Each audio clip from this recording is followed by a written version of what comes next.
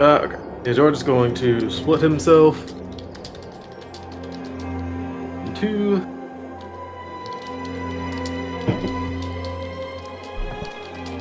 And then one George is going to use his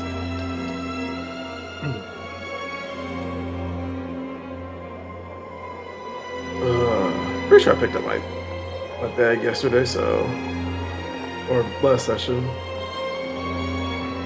All the stuff. So one George is going to get their bag, is going to pull out the pocket spell book, and then use it to cast Green Flame Blade on the one in front of him.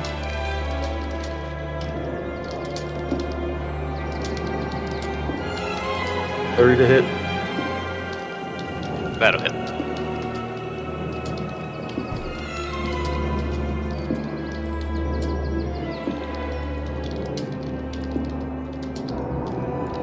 Is that?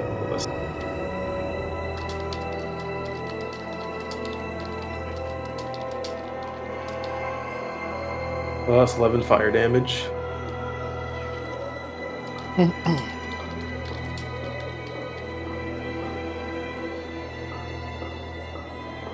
Okay.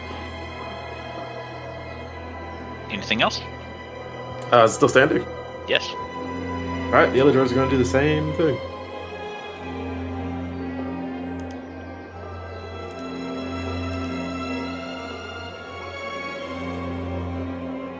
Right. 31 to hit. As you slash through it this time, you hear a pained wail as it fades away. Alright. As that happens, one George is going to step out into the hallway. That's not where the door is. He's gonna go downward and step into the hallway. There you go. He didn't say he used the door, he just said he stepped into the hallway, that's all. He's not Oh, a yeah. He can't do that. He's gonna say, oh, hi, He's Hubert. Kool-Aiding his way through. And then the other George is going to step through and also say, hi, Hubert. And then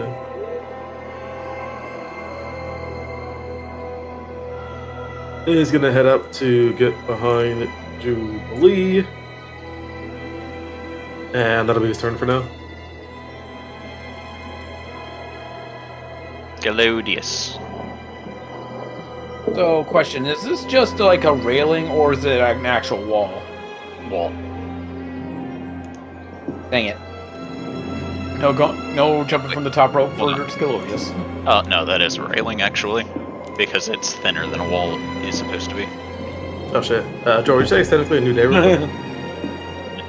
No, it's the middle of the night. Okay. Checking. You would, none of you should have lost any resources between, what's technically yesterday and now, but still.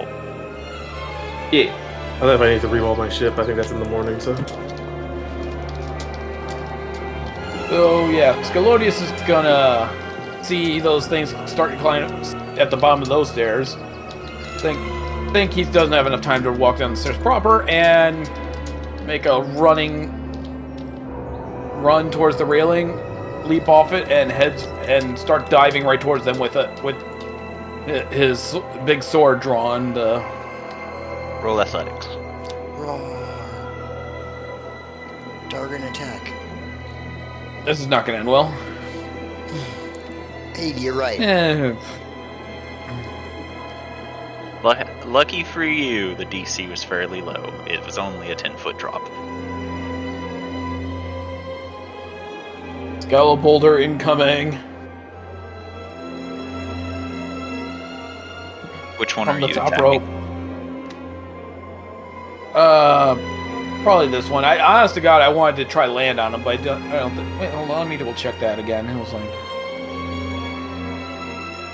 oh yeah, I could land on that one actually if I did it right.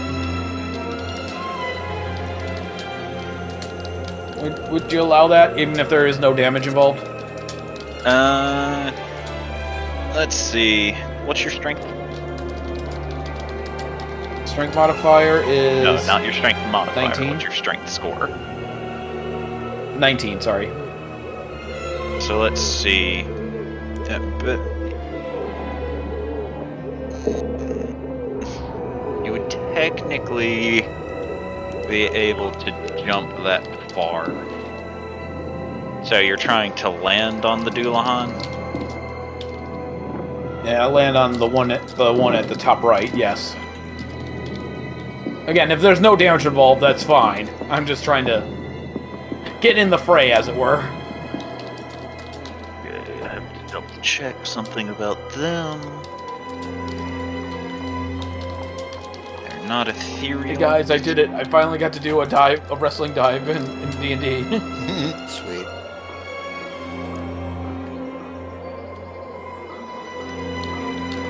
Alright, so as you dive and land on the Doulahan, both you and it crawl prone due to your athletics check and its failed saving throw. You know what? Worth it.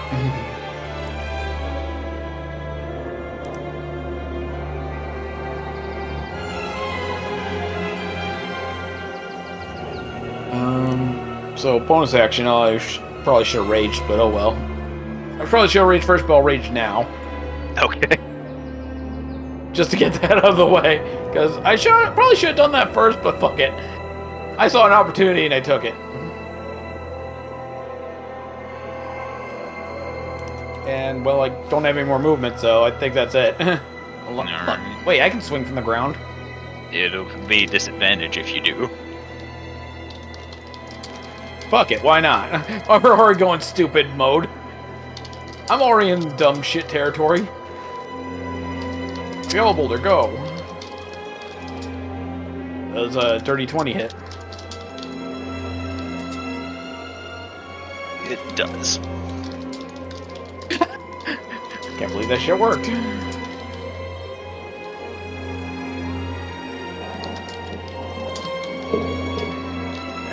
then D6s. Come on, dice roller. D6s are...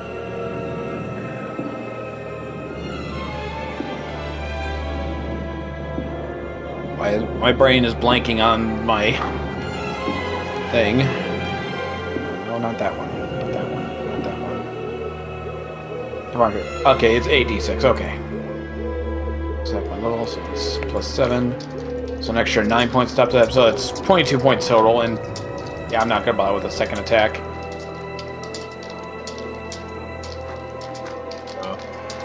My turn is over. 15. You never add the +7 or +6 or whatever it's supposed to be to your d6 you roll, which forces me to have to figure it out. Divine Fury, it says takes extra damage equal to 1d6 plus half your barbarian level. Yes, but you could add the barbarian level when you roll the d6. You could roll 1d6 plus half your barbarian level and stop and help me not have to math. Well, I did the math for it, and the total was 22. Math is good. Succumb to the math, George. No. And not only that, I don't know how to add global modifiers on this character sheet. Should use the advanced dice That's why I've been doing it by... Every time I do that, though, it never works, because I can never get the right slash. Alright. So your turn is done, sir. My turn is done. Move on. Otto. I was gonna look around, make sure there isn't any more Doulahans anywhere nearby. Or not Doulahans, fucking figure things nearby. Then he's going to squat down. And he's going to rabbit hop. It's like phasing through the wall, or are they on the stairs? He's on the stairs. Okay. He's gonna do that, then he's gonna go. Gonna go up here. Then he's going to just straight up open the door. Okay. You open the door, you see Rodriguez presently up with Aqua also standing as Rodriguez is rummaging in his pack. It appears that he is getting ready to come into the fray. Oh, okay. Just checking that you guys aren't getting attacked. No, nothing is attacking us at the moment, sir. Okay. Then it goes faces through the door. Hello. Go. Pass by fucking Hoppy and get at the stairs.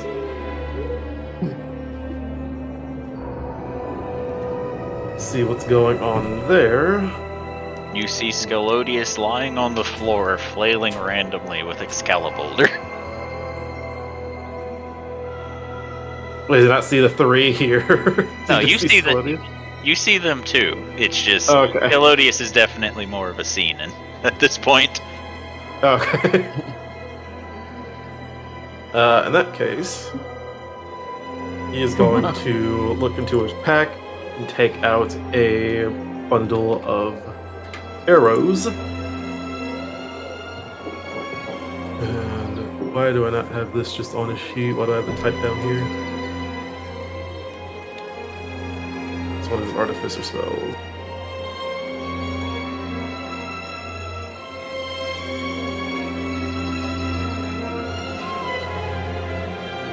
Don't have it there. Alright.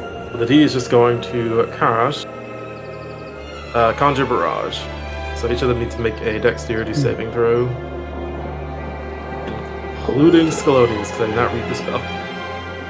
Well, Scalodius, you're prone, so that'll be a disadvantage. But since you are also a barbarian at a fairly high level, you'll have advantage, so you get to And roll raging. a basic. The raging isn't important, but you get to roll a basic Dex save. Well, then he's not good at that anyway, so he's good, most likely to fail. I got +1 to that. Yeah, it's a fail. There was even if I had advantage, there was a chance that wasn't gonna work.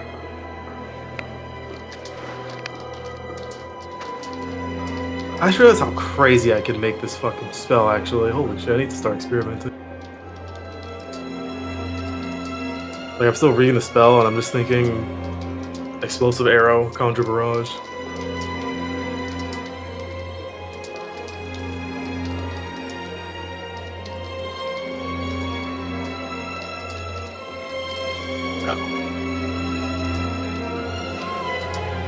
Well, sir, roll the damage.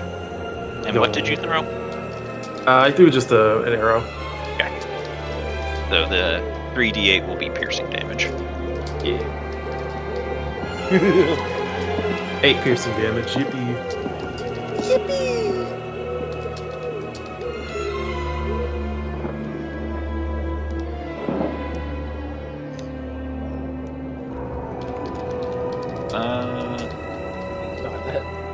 That greeny shit is the best gift I could find. That's sad. Scalodius, or not Scalodius, Otto. Yeah. As you throw the barrage downward, the far left Doulahan turns towards you, holding up the lantern that its head is in, and you see its eyes glow. I need a wisdom saving throw from you.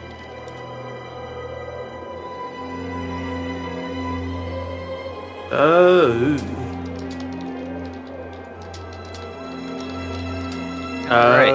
I'm going to use his new possibility and succeed the saving throw from the staff. Okay. Guessing this is an ability, not a spell. It is not a spell. Yeah, figured as much.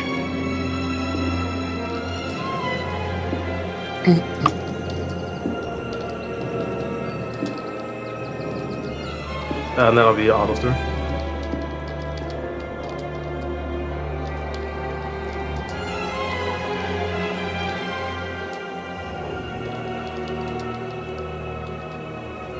Alright. So, we move to Beastie's turn. Uh-oh. Otto, are you still looking at the Doulahan? Would he have guessed that would he be able to... Fuck. Would he have been able to Don't know know that if it's it would because be he's looking at him? Unfortunately, you don't get to make that choice until the start of your turn. Okay. So then he probably would still be looking at him. Yeah, I'll be lenient so you don't have to roll for now. Beastie, are you still looking at the Doulahan? I think she shuts her eyes. I don't think you ever said that. I don't remember. I do Well- know that one of them did something when she looked at it and she figured it out. Well, at the start of your turn, I need to know. Are you closing your eyes or are you looking at the Doulahan? Shutting eyes. Okay.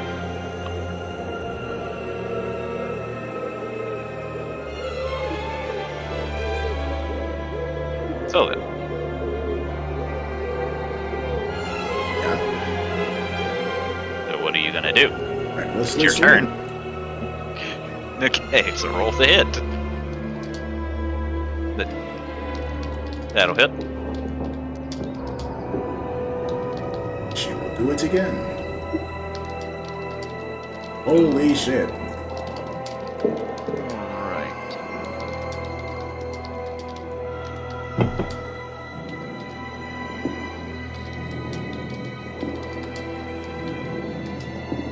So the Doulahan will avoid your attack, spinning its sword, which you do not see but you hear makes a series of clinking sounds as it unfurls into a whip-like state as he swings it down at you. And he rolled a crit fail. Yay. So what happens now? Technically, by the way I rule it, you can use your reaction to do a counterattack if you would like. Alright. Recklessly counterattacking. Yay.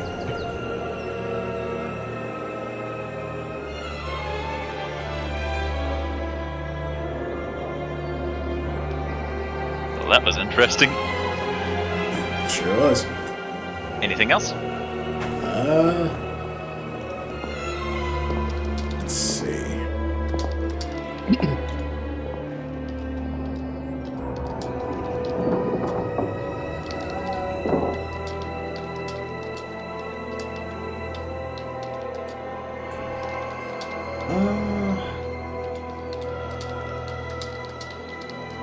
Yeah, sure.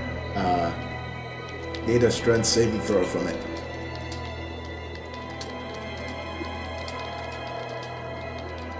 Eight. Okay, it's going to take 15 bludgeoning damage.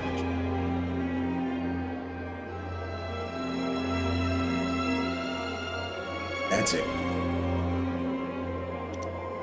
Alright.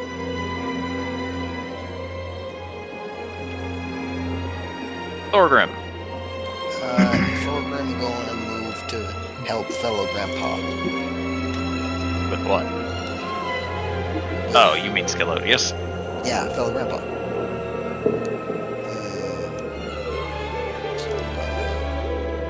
The wall beside you is not a door. Right. So, Yeah, it's not a skinny railing like mine was. Every wall is a door if you move fast enough.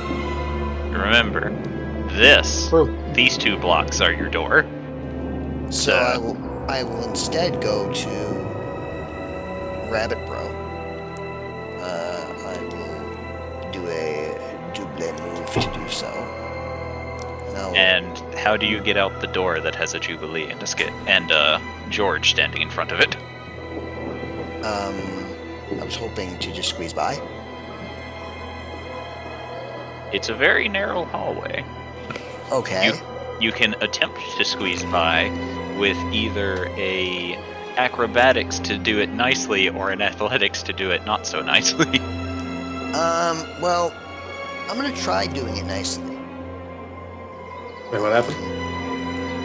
Due to how narrow the hallway is and Where's- the fact that George and Jubilee are standing in front of Thorgrim's door, he has to roll an acrobatics to squeeze by without doing anything, or an athletics to just ram them with his shoulder. Excuse me. DLDR, there's a dwarf about to cartwheel past us. Which, with that acrobatics, yeah, that's exactly what happens. Excuse me. Gotta go help Rabbit Bro. What? Here, Okay. Bro, what's up? He'll just point down to the 3 Looks- Dulahans. One Look which has a around. Scalodius on top of it. He'll look around the corner, down the stairs, and go, "Oh, it's Horseless Headman or horse. Those guys." And that'll be it.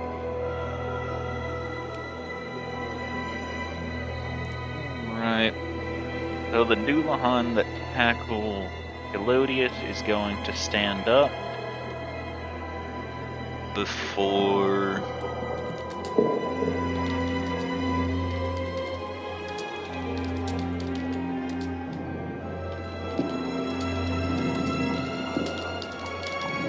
using its bonus action to point at Elodius. Doing something. And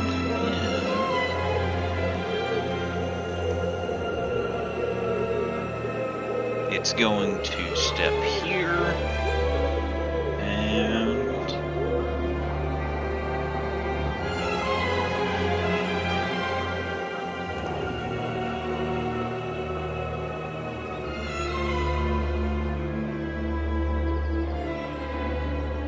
Oh.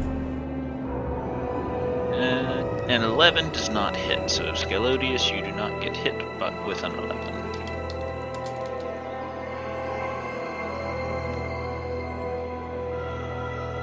The Dulahan's probably still like, what the fuck just happened?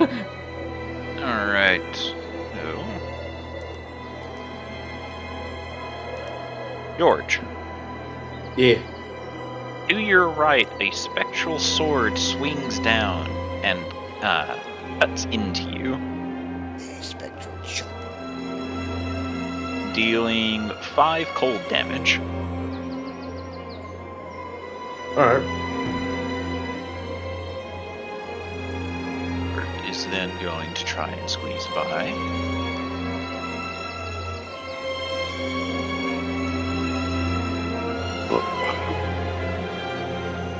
George, before you even realize what's happening,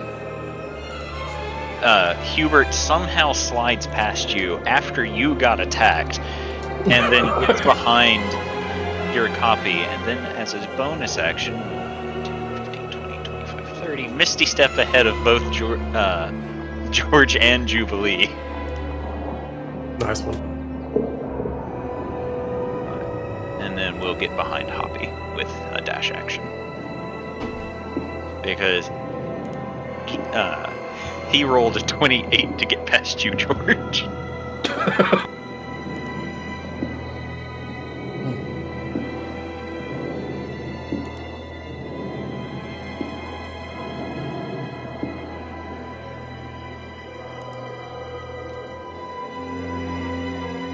Let's see.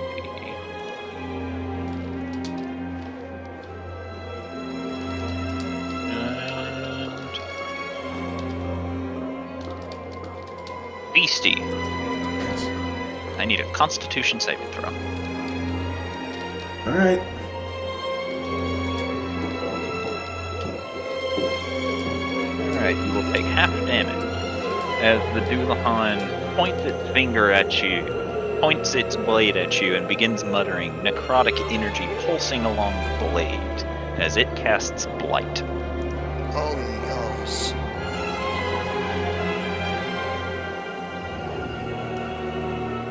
Oh boy.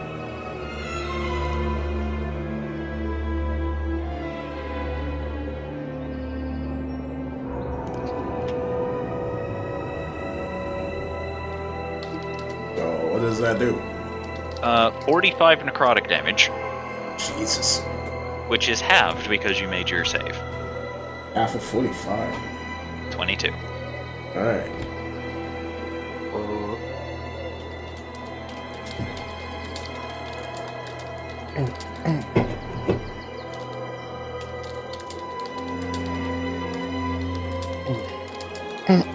Jubilee, Yes. it's your turn. And what can I do?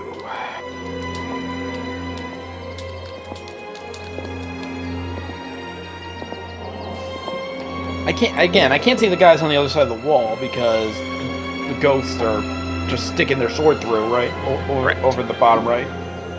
The So the ghosts down here are just poking their swords through and stabbing at anything they think is there. yeah, cheap jackasses. Okay, kind of limits my options.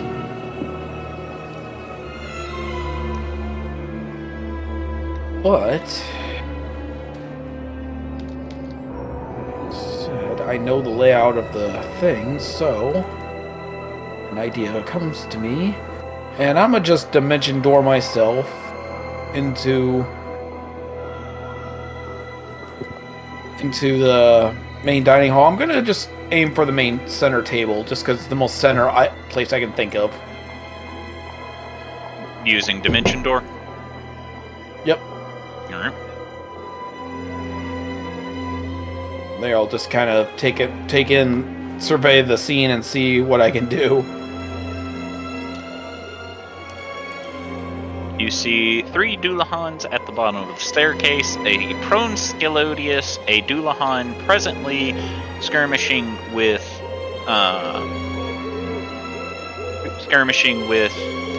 a goblin, and Elby is also in the main dining hall for some reason. Oh, hello. And Oh, I guess as a bonus section, then I'm just going to give myself some health so I can stay up longer than a turn. probably would be a good idea. And that will be my turn. Oh, I see. There's a goblin in here too. Hey, beastie. Okay, so the other ghost will make 2 attacks into the hallway and miss because no one's there. Aqua is going to move 5, turn into water, 10, 20, 30, no, yeah, 5, 10, 15, 20, 25, re-solidify before holding up her trident and throwing it at a Doulahan. And the trident speeds forward, slamming into the Doulahan, dealing 5 piercing damage and 2 cold damaggio. Actually, no, 9 piercing damage and 2 cold. Before it disappears, reappearing in her hand, and she throws it again, scoring a natural 20. Oh no.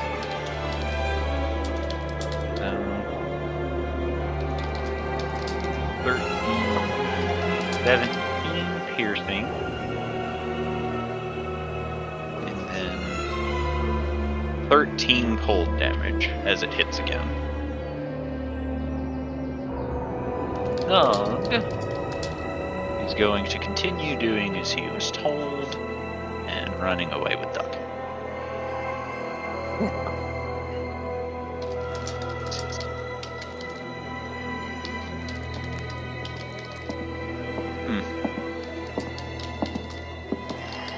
My up and down keys feel weird. Oh, fine.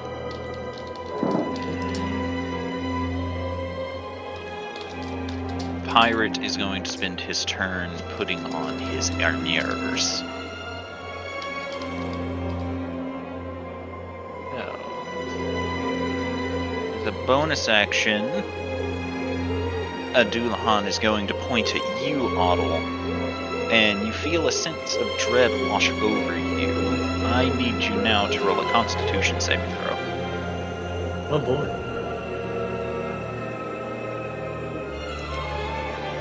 I will flash freeze. You are fine.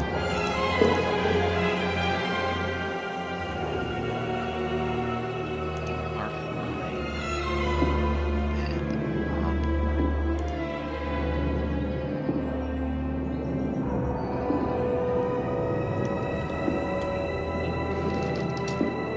Other Doulahan will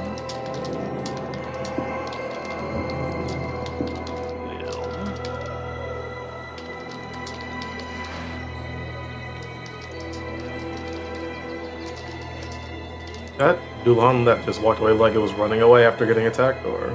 It noticed Elvie and appears to be going after her. Oh, okay. The other Doulahan is going to point at Scalodius and cast Hex upon him, targeting his Constitution saves. Then he's going to make 2 attacks on Scalodius with his lowered, missing the first one. Wait, no, he has advantage, so he rolls again, missing the first one. One of them disappear, or did I miss something? One of them's going after Elvie. Oh, there he is.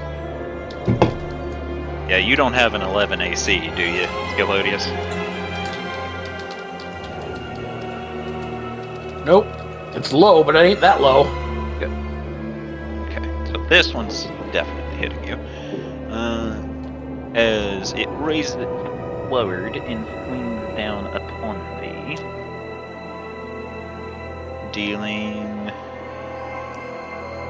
18 points of slashing damage to you. So 9. And let's see, I believe Hex deals. Extra decent. Yeah, an extra d6 necrotic damage. So you will also take 3 necrotic damage. That one is not reduced. Because I ain't that type of barbarian. And it'll start. Alright. Hale's going to see the ghostly blades that are sticking out toward George through the wall, and is going to cast Flame Strike. Right.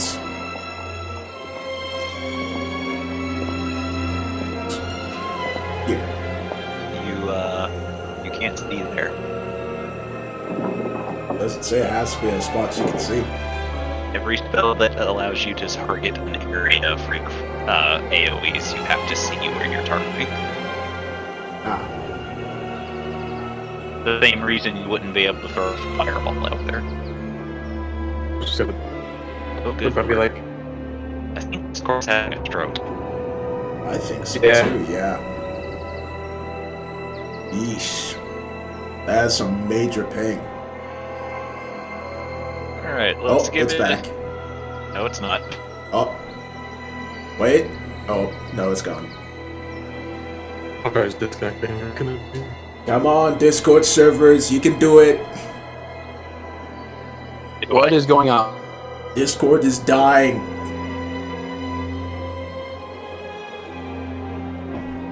I think it's... Is it back? No, it's gone. Hold on. Let me see.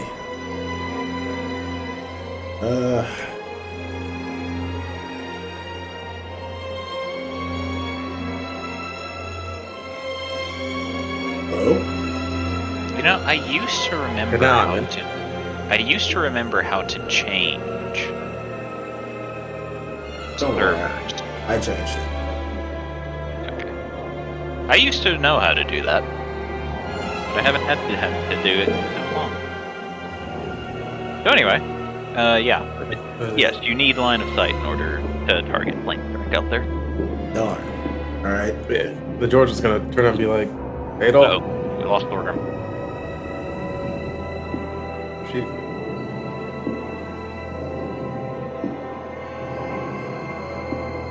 Chaos, what the fuck is this thing you posted? That's the most deep fried GIF I've ever seen.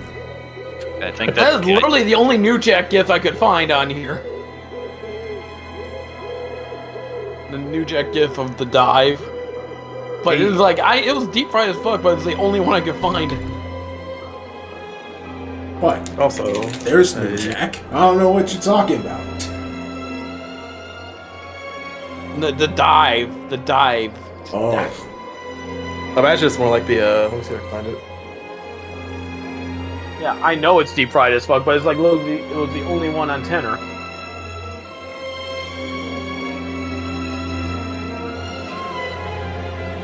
couldn't even give me a nice smooth one.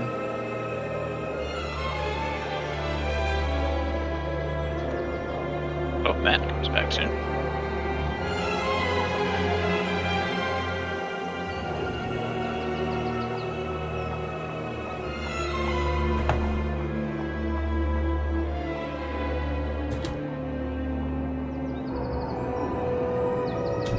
Yeah, I'm not kidding. If you add dive to the end of New Jack, this is the only one where he's diving on tenor. And I just like that again, one. That I you're just right. put in. It's deep fried as fuck. That does at the beginning where it's just Kurt Angle dives. Kurt Angle. Per Kurt Angle dives a good one though. Peak angle. You don't say that anymore. Considering Matt's Well, not even peak showing angle. that he's online at the moment, I don't think he was doing well. That's here. Look, Yeah, I know. he's right there. Oh, also, My internet took a shit. Sorry. yeah, that's fine. Discord was taking a shit. Okay, so anyway, hold on. I have to make sure I understand what I'm Never mind. Right. Moving on. And he means But they don't. Yes. You think you can get us Your out of turn. this really small hallway? Yes. Kinda getting tired of getting stabbed through walls. Then rest our hand on George's shoulder and we'll dimension door them. Yeah.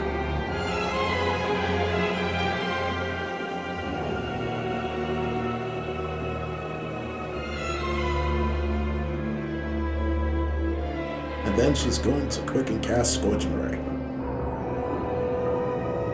Where'd you even go? Here. To the middle of the map. Where's Adel? Okay, there we go. For some Where reason, is George Adel? was on top of her. Fuck. Ah. You get back there. Alright. Those are because you put me on top of Ada from on my screen. Yeah, same. Alright. 1, 2. Don't you just love technology? 3. I love technology. Who are you casting Scorching Ray on? The Dulon. Okay. You hit with the 24 and the 18. Alright.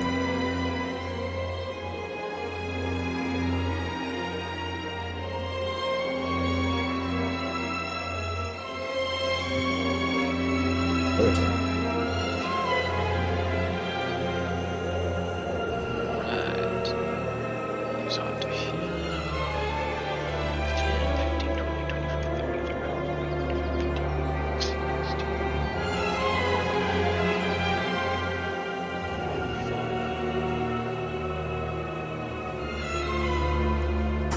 Rodriguez, from his room, is going to, as a bonus action, put his pipe in his mouth before using his action to dimension door to the main premise, looking around and taking a drag on his pipe as he takes in the area. Elvie, your turn. No, it's not yet because I am having problems with internet. So, it will have to wait a couple more seconds. I'm That's fine. logging back in now. That's fine. Oh wait. And it's Oh. You lost Yep. someone, but who? no, you didn't. No, we're still there for me. Strange. Yeah, no, you didn't.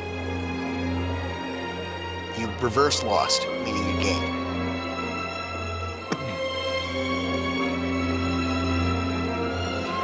Okay, so I'm seeing a Dullahan that still wants to chop Beastie into pieces. So why don't we help her with that?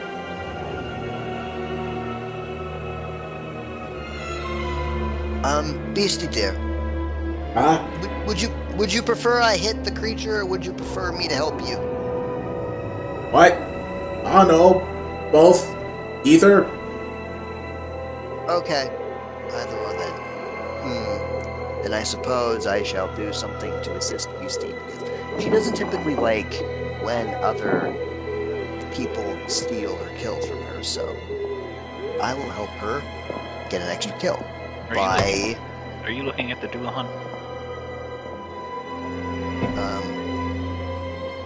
I suppose I am. As you ask the question, the Doulahan will will turn towards you, holding its lantern up. And as you make eye contact with it, I need you to roll a wisdom saving throw. Just a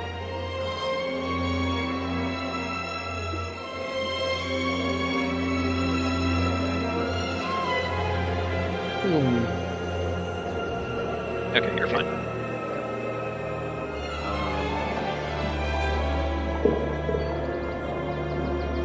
Do I know anything about Doulahans? Well, you can use your action to roll history. I'd rather use my action to make this happen. Then at the moment, you do not know anything about Doulahan. I do know a fair bit about making a beastie twice her size, though.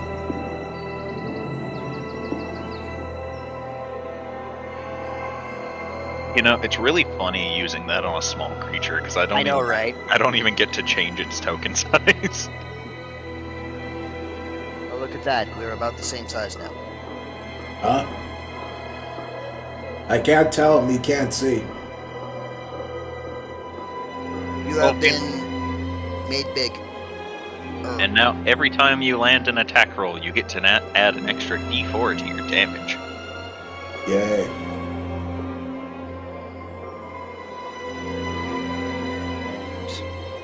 With that, LV is going to close her eyes and is going to just wait.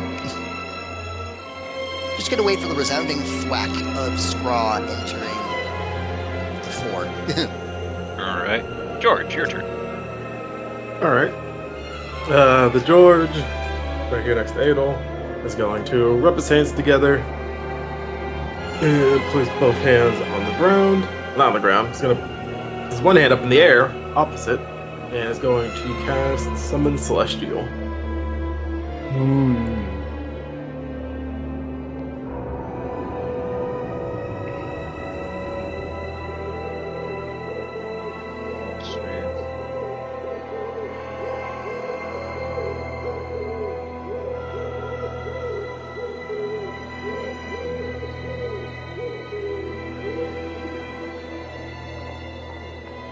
And its commands are simply going to be kill the undead that are attacking the pirates and allies.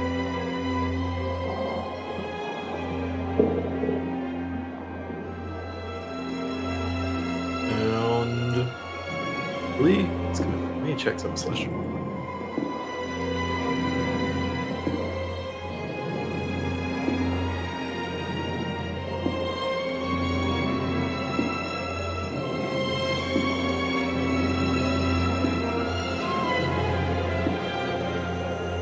Okay, it doesn't take my thing there. Alright. And then as a bonus action, he's going to use his pocket spellbook. Use the charge of his pocket spellbook to cast Eldritch Blast. Targeting. The two guys by the walls. Okay.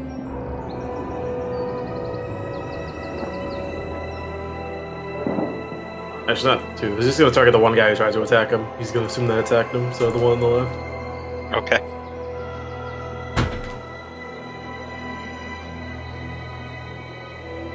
Damn. Well, everything except the crit fail token, or everything except the crit fail hits. Oh, alright. These are radiant damage, so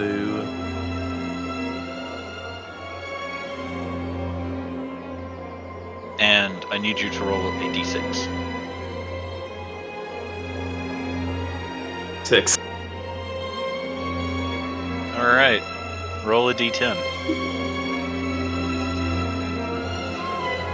9. LB, you take 9 damage as a stray Eldritch Blast hits you in the chest. Oh, It's alright. What type waking of up. is that? Radiant.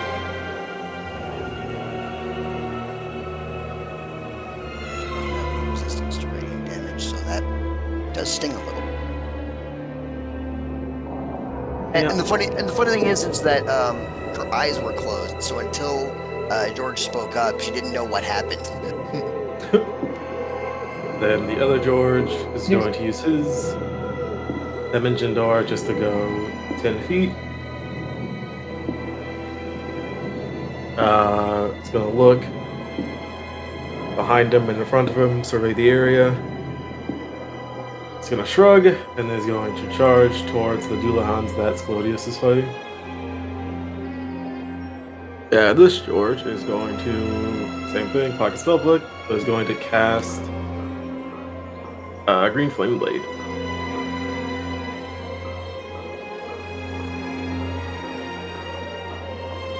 But before you do that, you're looking at the Doulahan, right? Yeah. Roll a wisdom saving throw. I'm gonna have to move you back. Alright. So as you look at the Doulahan, and it swivels its lantern towards you, you suddenly feel fear course through your body. While frightened in this way, the creature must move away from the Doulahan and can only use its action to dash. So, you cannot approach the Doulahan. And if you have any leftover movement, you have to move away from it. Yep. Alright. Now you're moving towards the other Doulahan.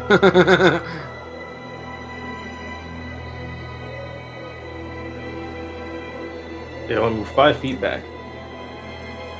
Alright.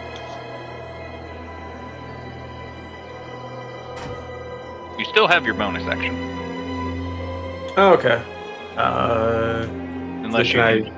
Yeah.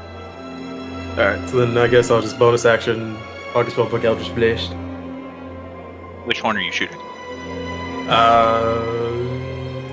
Am I able to shoot the one he was looking at? With disadvantage, you can.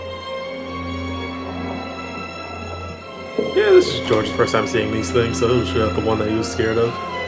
Alright.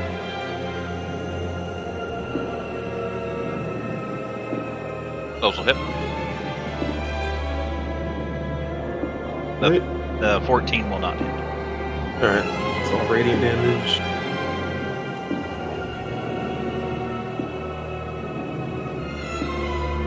At 25.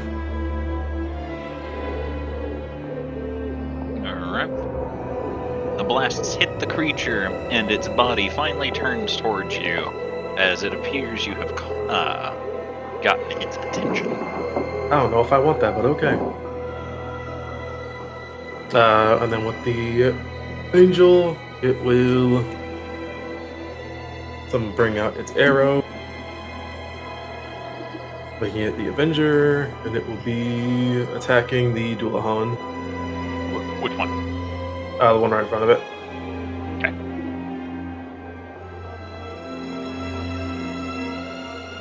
And is immune to fear. I don't know if that matters. I mean, yeah, otherwise it would have to roll the wisdom save, but I already knew it was immune to fear. Okay. I'm glad you reminded me, but as a celestial, it is immune to fear and thus immune to the gaze of the Doulahan. Get one. That's my spell attack, which is same as my Eldritch Blast. I'm just gonna roll Eldritch Blast.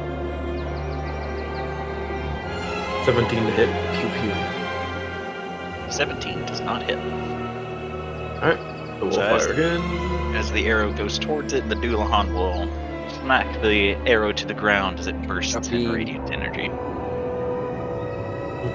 Fire again. That does 23 to hit. hit. Yippee. 2d6 plus 7.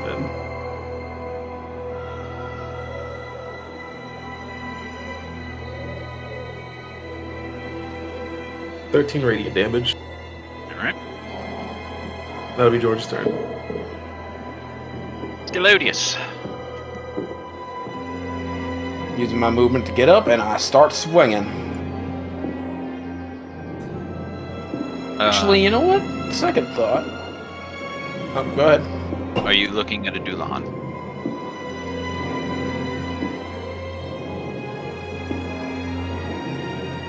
You know what? Yes. I need you to roll a wisdom saving throw. remember something about that happening last time in Scalodius getting a roll. Whatever. He does not care.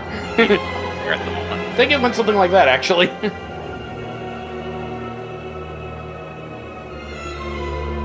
So yeah, he gets up, he looks at it, and Arnold voice, "You're one ugly motherfucker." So reposition here, and I'm breathe on him. Weird flex, but okay. Wow.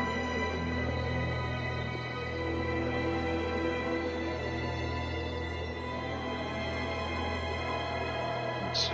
Then they need to roll a con save.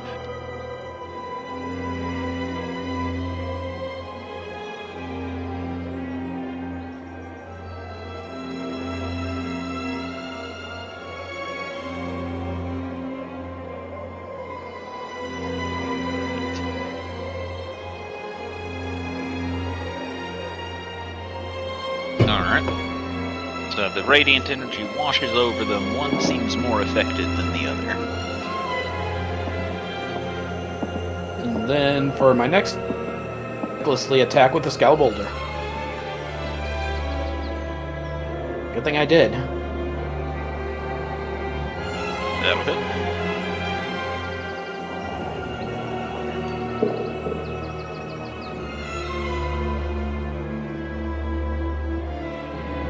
Anything else? That. So 20 damage total, and then that's it. Rad. Thing is, it won't let me like minimize the dice roller anymore for some reason. Really? Yeah, I always just click out. it'll of let it. me do it to my character sheets. I didn't even know you could minimize it. Like, you know how you can minimize the sheets? No. You can't minimize the dice roller. So, take a character sheet out and double click your name. Yes. You can do that to your can character minimize sheet, your but character. you can't do it to the dice roller. You used to be able to do it to the dice roller, but now you can't anymore. Weird. I know. It bugs me that I can't do that. That's why it takes me a moment to get the extra damage out, because like opening the dice roller, okay, now I gotta close it again so I can see what I'm doing, open it up again, and so on and so forth.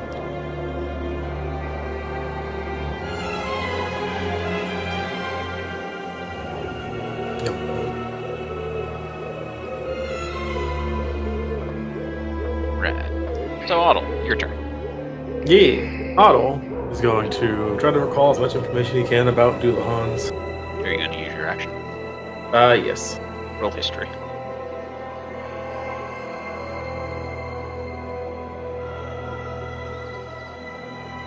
I know every single thing there is to know about these things.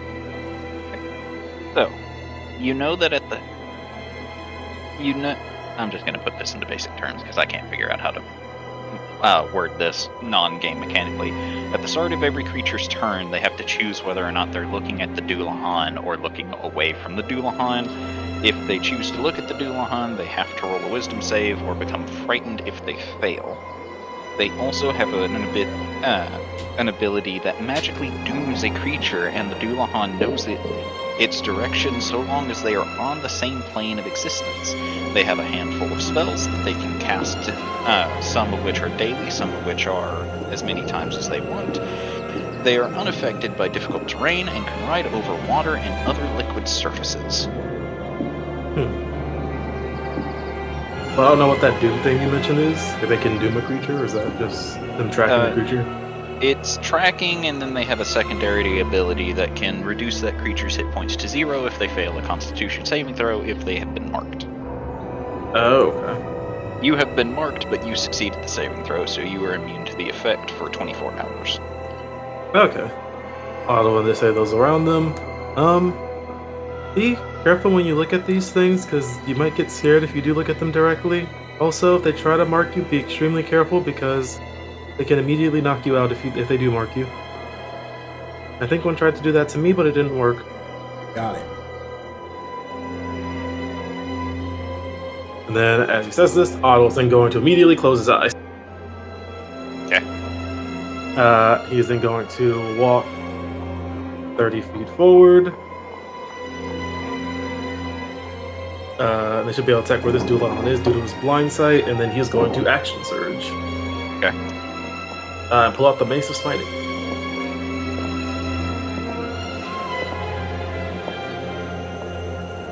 He's going to swing.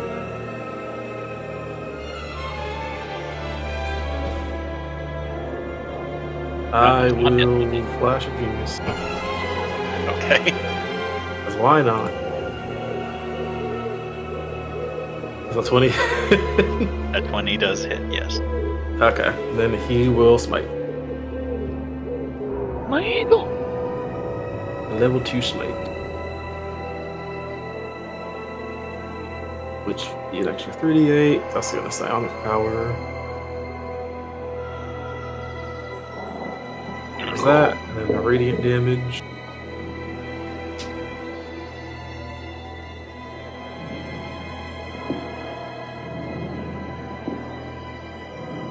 These 3d8s are not working out for me. And was it only a level 1 smite? That was level 2. Then you should get one more d8. Because when you target an undead with Divine Smite, you get an extra d8. Level 2. Anything else? Oh, he has a second swing because of action surge. Yep. 28 to hit. That'll hit.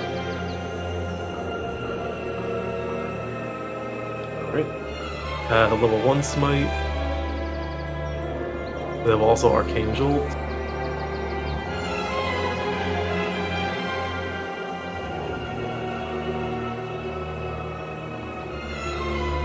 This is 2d6 force.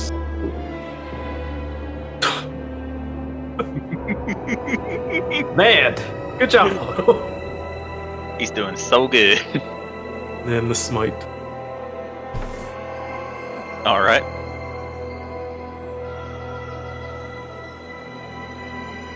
Then as a bonus action, he will... As a reaction, the Dulahan is going to move the lantern directly in front of your eyes, and you need to roll a wisdom saving throw with advantage.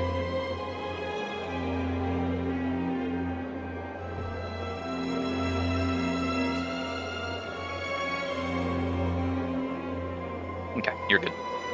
You may continue. He, as a bonus action, he will command a Hoppy to attack the Dulahan closest to the Hoppy himself. Then he will...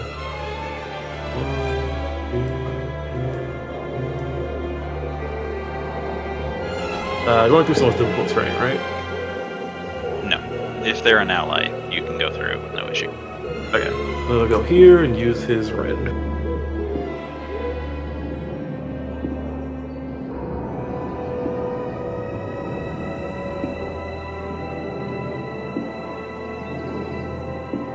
That'll hit. Yep.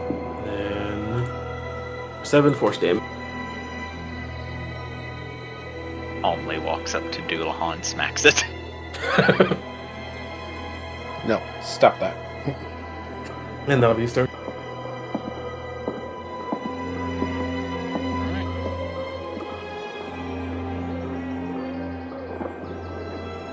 Leafy. Do you keep your eyes closed? Yes. Okay. Recklessly swinging.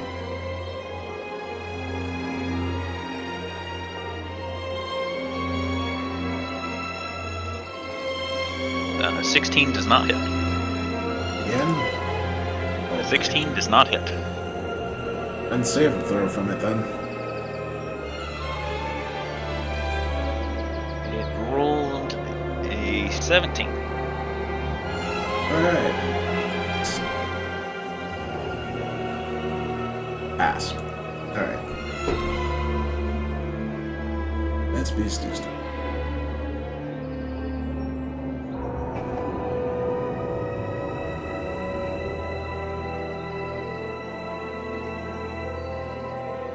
Thorgrim.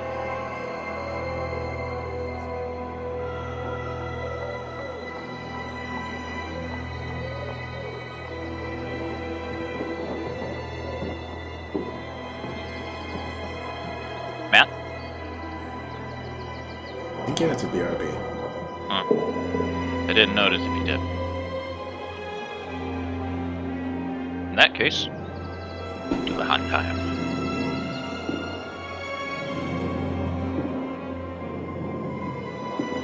Do the hot time, do the hot time. What's the do the hot gonna do?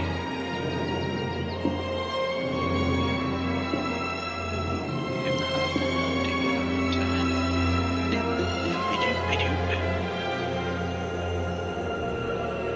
Do the hot is going to swivel, pointing his blade at Otto, and cast a spell.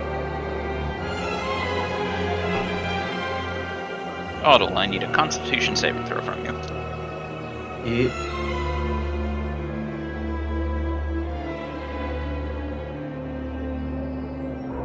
The Doulahan casts I light. will use a luck point. Okay.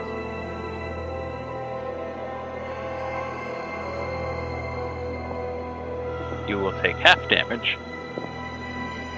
Alright.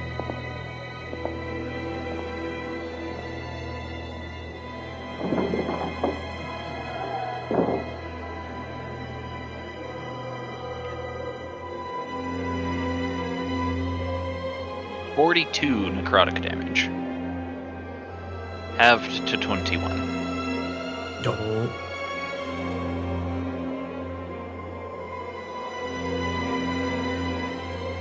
Okay.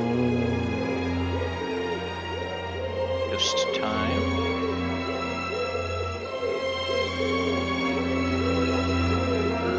Gonna float over to George and swing with its sword, and crit failed on its swing. George, you get a reactionary counter on it. Yeah. He will counter and swing his sword.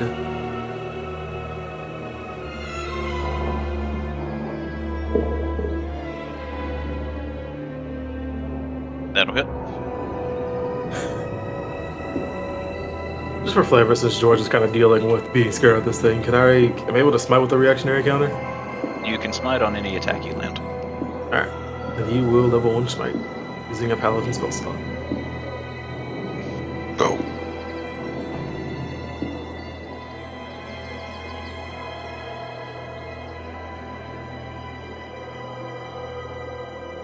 There we go.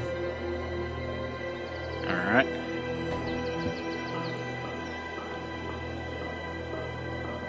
So it's Hubert's turn. 10, 15, 20.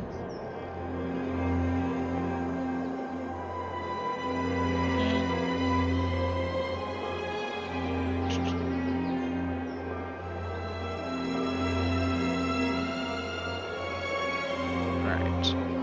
Hubert lands one attack as he is averting his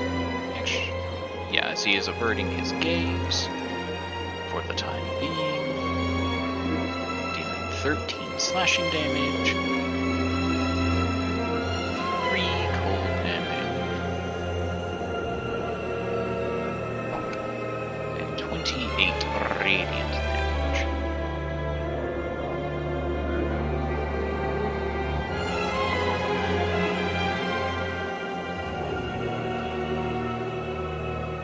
And after unleashing his onslaught of attacks upon the Doulahan, it will fall to the floor, and as it does, its lantern rolls away, the light in its eyes slowly fading.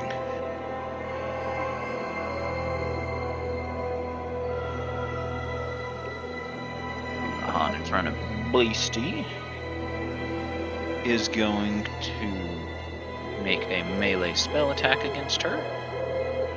19 to hit. That hits. Okay.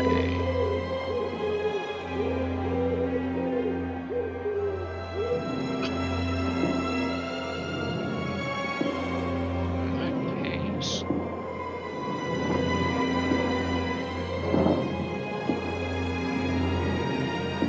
are going to...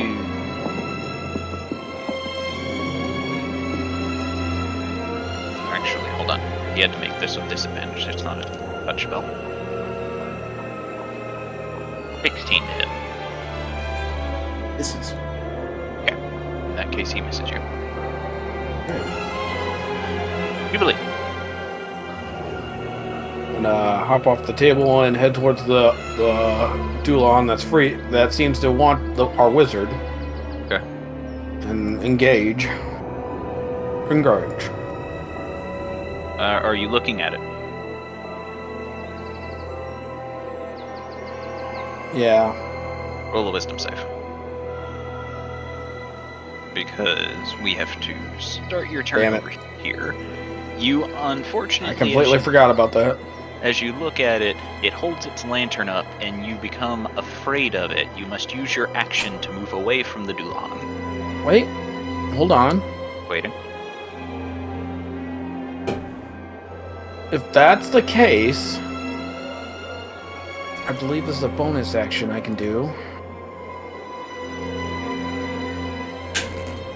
Double check. It's an action. Oh well. I'll still do it. Come on. There we go.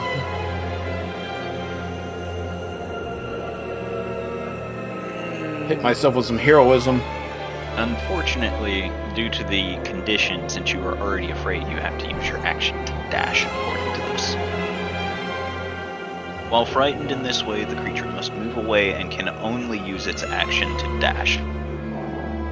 Damn it. I guess I'm going behind the counter.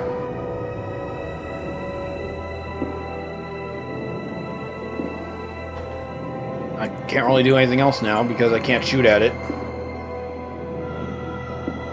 Alright. So that was my turn. We need to circle back to Thorgrim because his turn got skipped because Matt was AFK. Yes. I'm going to... Logan's gonna move this way and go, "Hi, how you doing?" And before Undone can say anything, runs down the stairs. Is that 25? So that's 30 feet.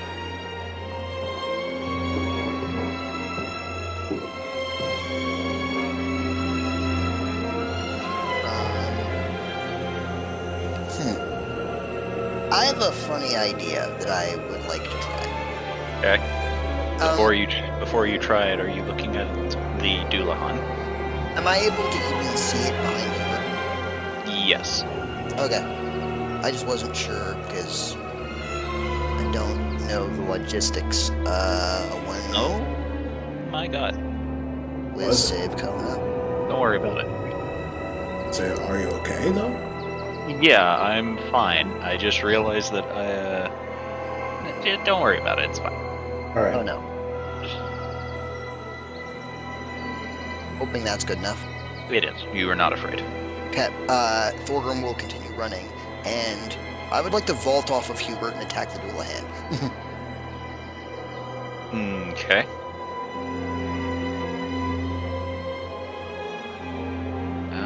Or she threw the critical roll meme at us. Roll an athletics. Okay.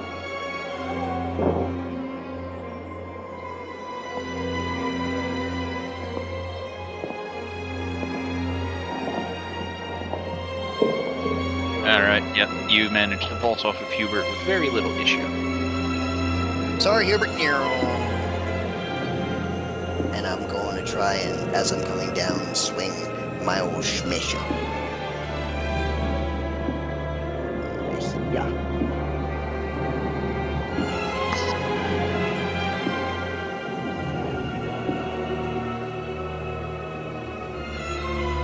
And as Thorgrim comes down and probably lands on one of the couches, he's gonna stand like right at the Dulahan, and realizing that the first time that he looked at the Dulahan, a wave of something tried to wash over him.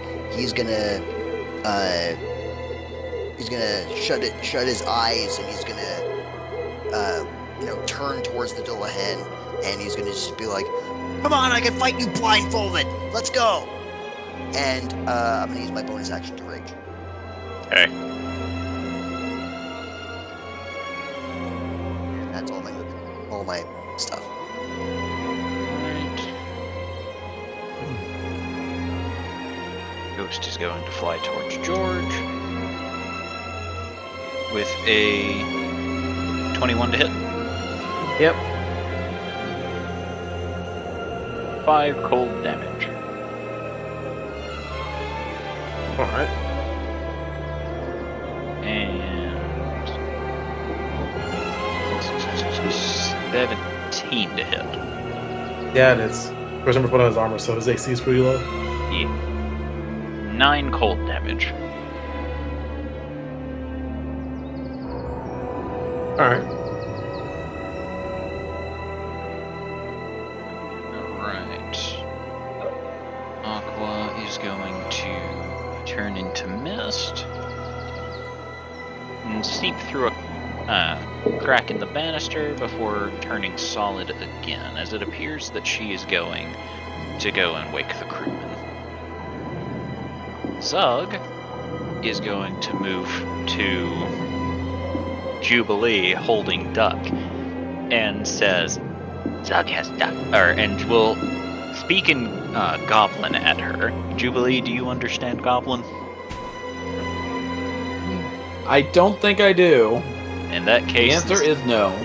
in that case, Zug has now just come up to you and is making a series of weird noises at you. Pretty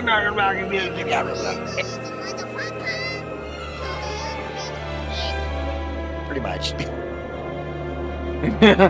That would be Jubilee's response back.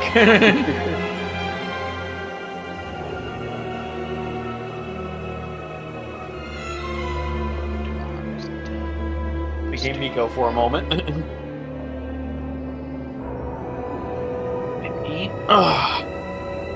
LB, Ah. as you stand with your eyes closed, you notice it get darker as a Doulahan comes up behind you. I need a Constitution saving throw from you. It's too soon. And it is going to cast a spell. Oh no. I can't see it. Nope. Because my eyes are closed. It Correct. says casting a spell. Yes. We're just gonna counter spell. Are you looking at the Doulahan? In this case, yes. Roll a Wisdom saving throw. This is cruel. I hate it. I'm not the one who made this thing's ability. 19. Yeah, you're good. Are you gonna counterspell it? That means you have to look at it. Roll save versus fear, bitch. Alright. So you automatically cast at 5th level, so you counterspell the Doulahan. It'll start at your turn. Alright.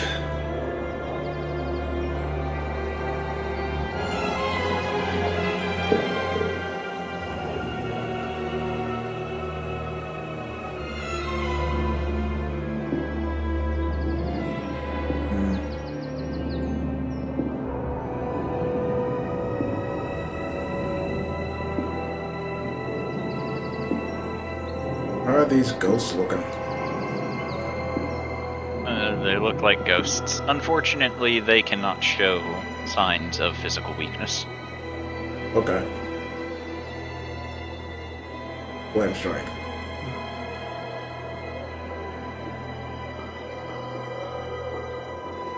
Little bit of fire in the wooden building. Yeah, it happened. It worked out fine the last time she did it.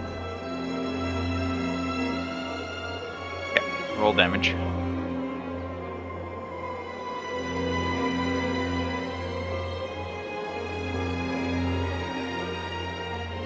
Six, 46.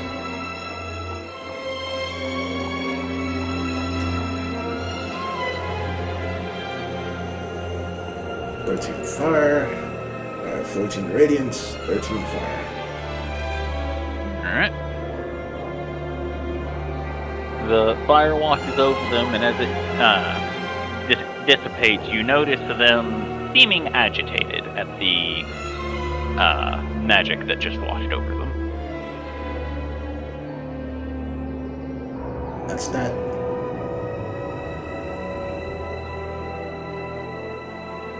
Close. Damn, I don't know what I just closed. Oh well. You said that's it? Yep. Okay.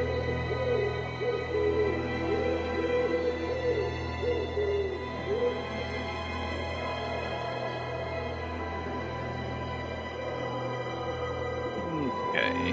Rodriguez will take a drag off of his cigar before misty stepping. 30. Appearing a ways down before pulling out a flintlock and taking aim at the Doulahan near Elvie. And as he exhales, he fires, and all of you hear a loud pop. And Adelstar Day and George, as you see the pop, you notice that the barrel of the gun gives off a faintish purple hue as the ball that comes out of the flintlock suddenly grows to the size of a cannonball that speeds towards the Doulahan.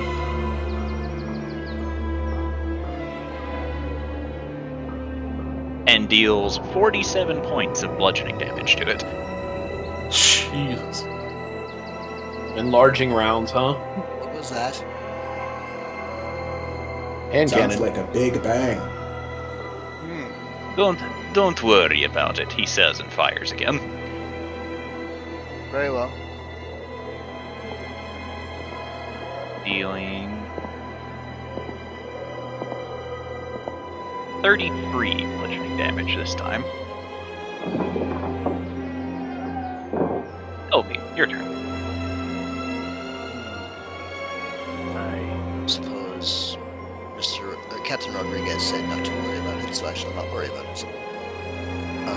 I shall assume that the Doulahan is still directly in front of me and is attempting to, or directly behind me, and is attempting to do things.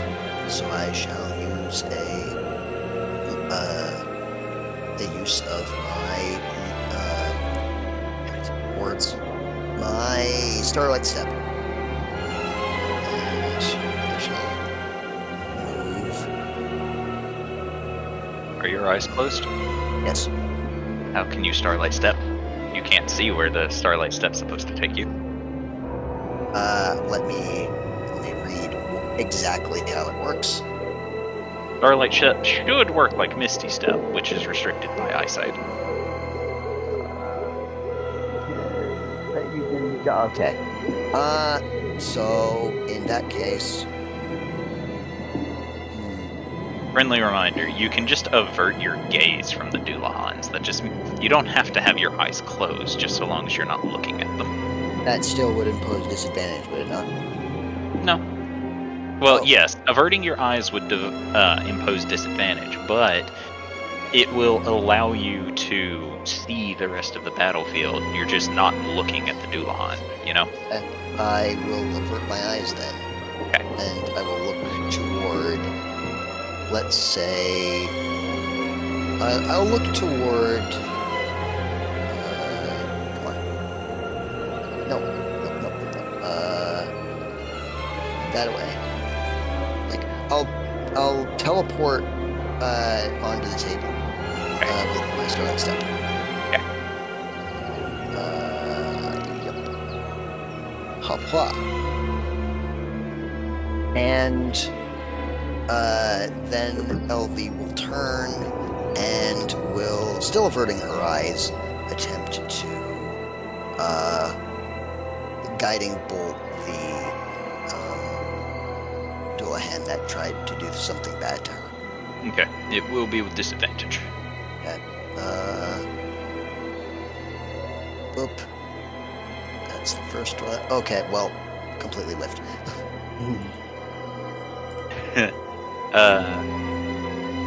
I need you to roll A D what? 2, 3, 4.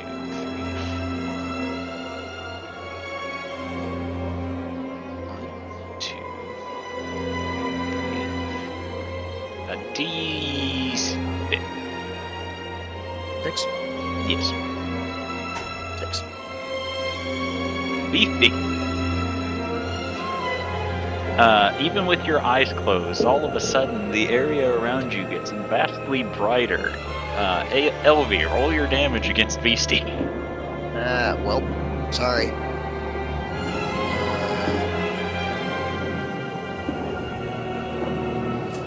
How? And the next attack made against you has advantage. It sure does. Yay!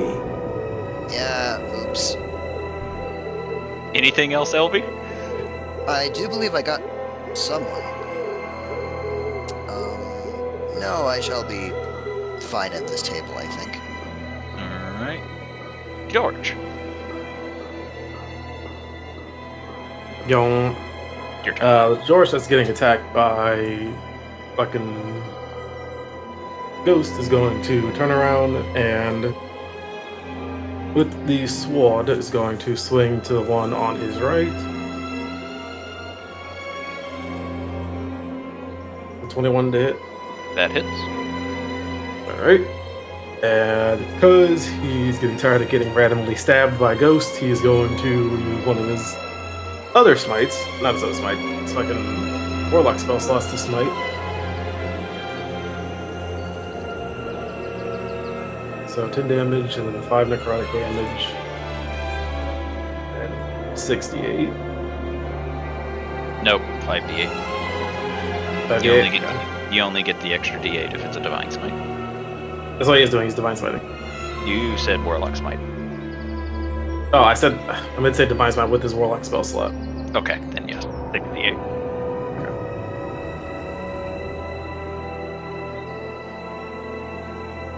Alright.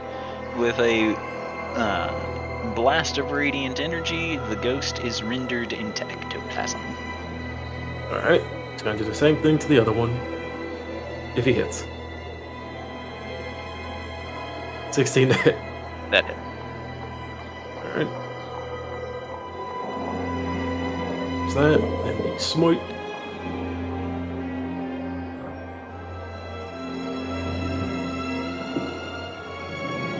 This ghost is still levitating before you.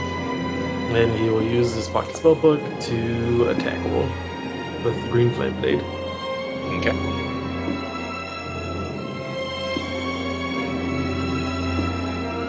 But he will not smite. Alright.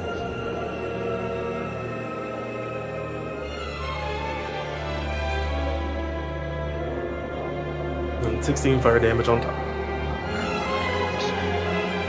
And with that, it appears you have removed the last of the ghosty goos within the area. Alright. Then the other George is going to Eldritch Blast, the one that Rodriguez shot at. He's looking directly at it. I don't know if I need to roll again. You do.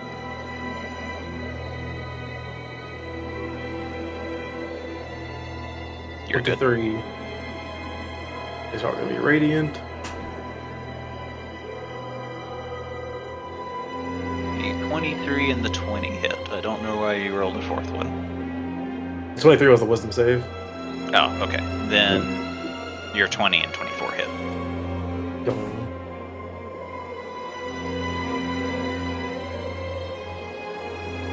17 radiant damage. Alright. And then the angel is also going to shoot at it.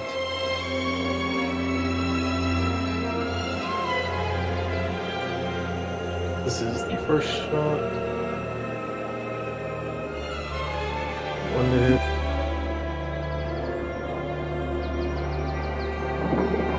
For 18 radiant, 8 radiant damage.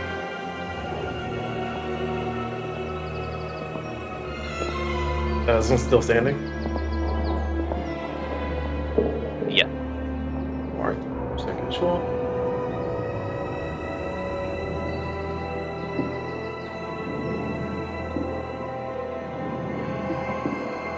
Uh, 16 does not hit. It Oh, fuck it, might as well. I was gonna use this pocket spellbook to Eldritch Blast again. Alright.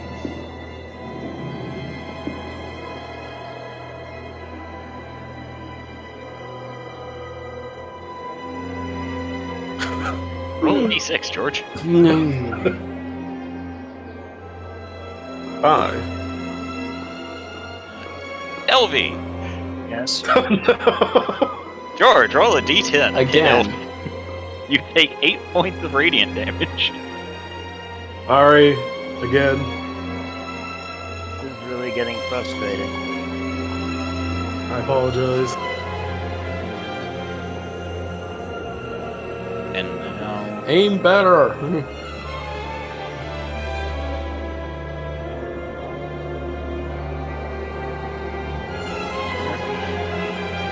Anyone radiant damage on the Hulahan. You hit it, and it falls to its knees before the light in its eyes slowly begins to fade. It appears you have beaten it.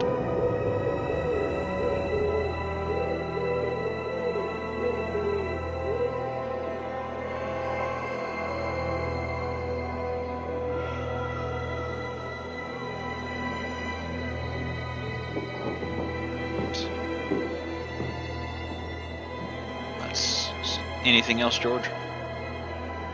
Nope, that'll be it. Galodius, Reckless to smash. if you're looking at the Doulahan, I need a wisdom save. Again, even after the nat 20? Yes. It's every turn unless you avert your gaze. If you choose to avert your gaze, you'll still get the crit.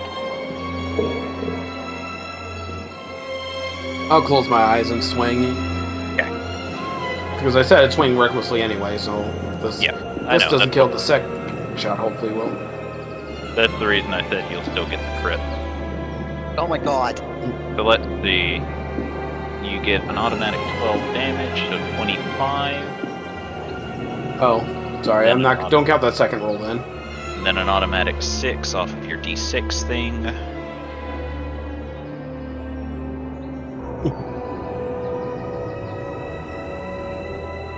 Alright. Anything else? I mean, I'll swing again at disadvantage and advantage, so normal. Right. Pretty sure that misses, so That does not hit. I'll be all then. Alright. That is all. At the initiative count of 20, you all will hear footstep, and 2 of the pirates, growled by Aqua, rush out, loading flintlocks before aiming it directly at the Doulahan and begin to fire.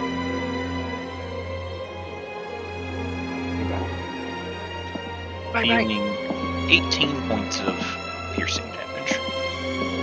Otto, Yeah. your turn. Otto's going to step over on top of this Doulahan with his eyes closed. And in his blind sight is Doulahan. going to swing on this one. Alright. With the massive smiting. That'll hit. Alright. He uses a psionic die, and then we'll use a wizard spell slot to smite. Level 1 spell slot to smite.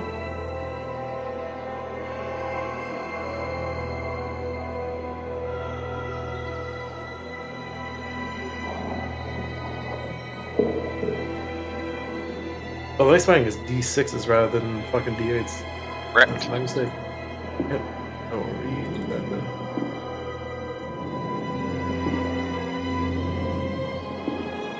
Yippee! And then also again with the nice smiting.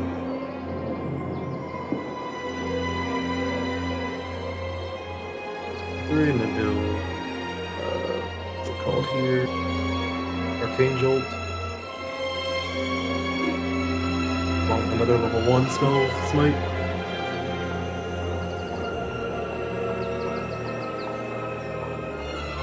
Six force damage, and then 5 radiant damage. Alright.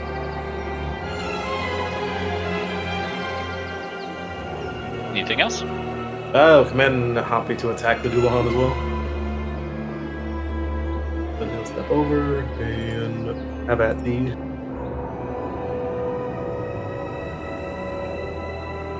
He will not do shit.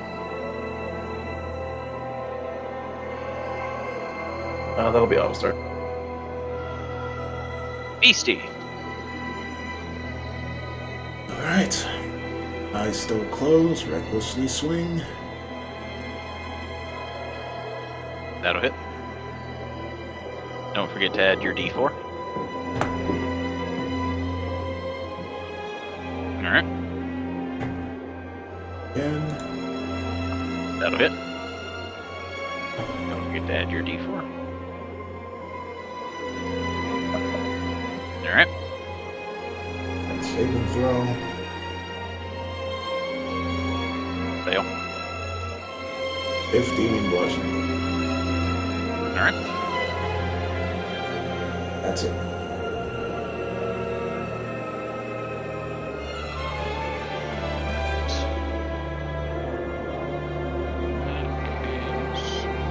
Thorber, your turn.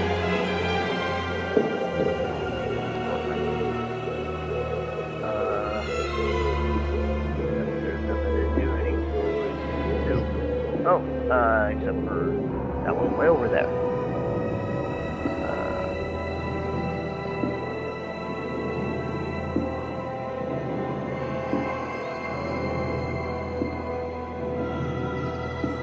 Orgrim's gonna spend all of his actions to run right to the Doulahan right beside Beastie.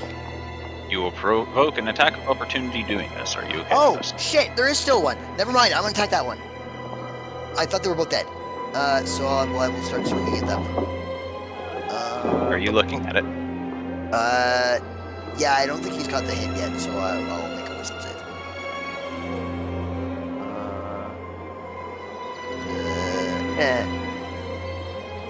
You succeed, so you're good. I'm gonna do some swings. First one, swing. Poopy. Second one, swing. Yay! 27 does hit. Then I will use 2 key points for a flurry. For Aya and Aya. 2 25s. Alright. After you do your flurry of attacks, you watch as the creature slowly falls onto its back, and its eyes begin to fade. Cool, I punched a ghost. Neat. The Doulahans are not ghosts, Thorgrim. Oh, Did you get the ghost? I did. Oh, opens eyes. Seems to be the only one more over there. And that's all Thorgrim's actions. I mean, you still have movement. Well, yeah, I can move 40 feet, I guess. In your mind, you just hear, you can run really fast, right? I think our wizard needs a little help. The Metal Gear Solid. Right, I can run really fast. Because people forget, Scalodius can also talk with his mind, so you know that Scalodius is talking to you. He's got that psionic mind. It's a psionic mic.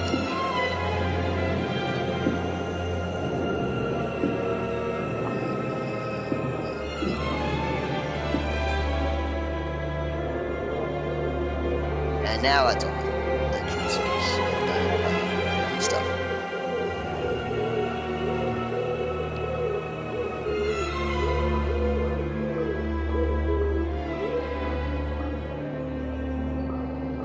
Let's see.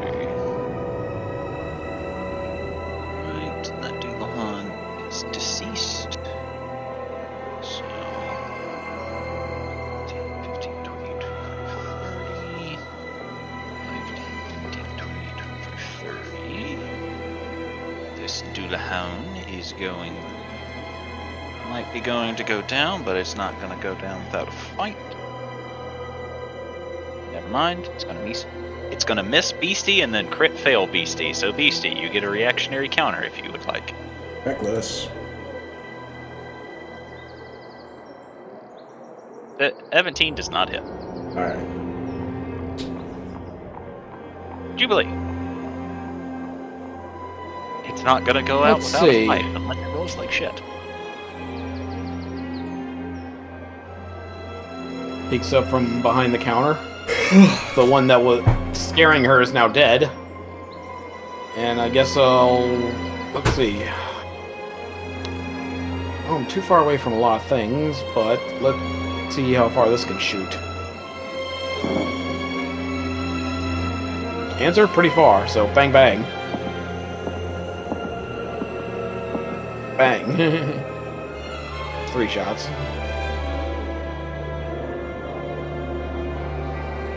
Why are you not going?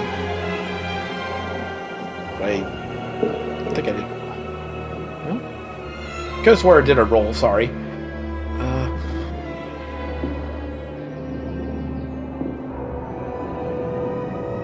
I really not put...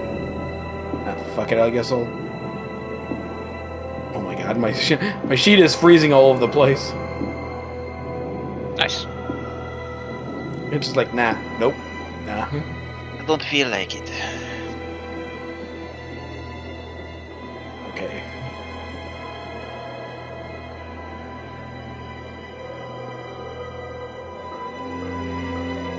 Okay, so 3 attacks. Well, shit. Technically they all hit. 30, 23, and 21. 21.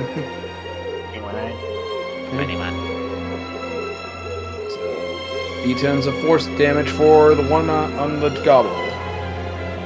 And I don't think it does plus. Just roll 3d10. So I guess the 10. first one will get an extra 10. Just roll 3d10 plus 10 damage. Alright.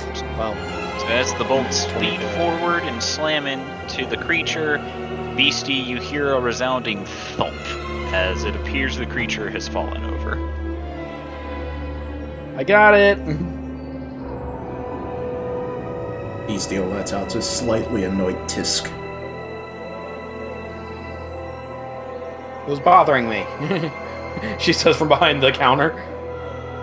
And that'll be my turn. I'm just gonna start taking pot shots at things. But there's nothing to shoot left, as far as I'm aware. Yeah, I'm fairly certain that's everything, so...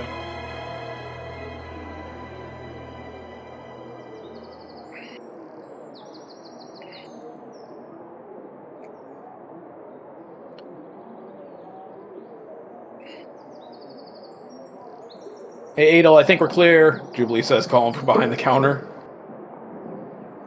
Ella's going to look around, see who needs healing. Mostly Beastie. By the looks of it. Well, Yes, Galodius only got like a scratch and that's it. He's Just got a good. couple of scratches, but that's it. Beastie's just going to health surge real quick, so that'll be 7d12. Yeah, George's just gonna quick command the angel to check outside to make sure there's no Dulons left over. Does it have telepathic connection to you?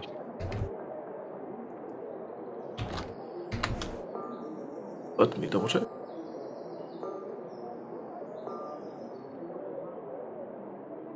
Or at least empathetic. It does not. So George will say, if there is one, fire an arrow through the door. If there are more enemies, fire an arrow through the door. At the ground. I always forget about Psionic Mind that technically I don't have to share a language with the creature I talk to. The creature just has to know a language. So yeah, we'll then go out and do that. And if it sees any more enemies out there, we'll shoot an arrow just through the door.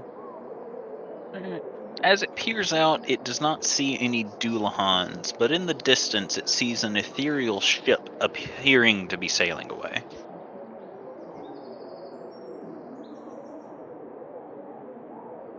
It'll relay that to everyone.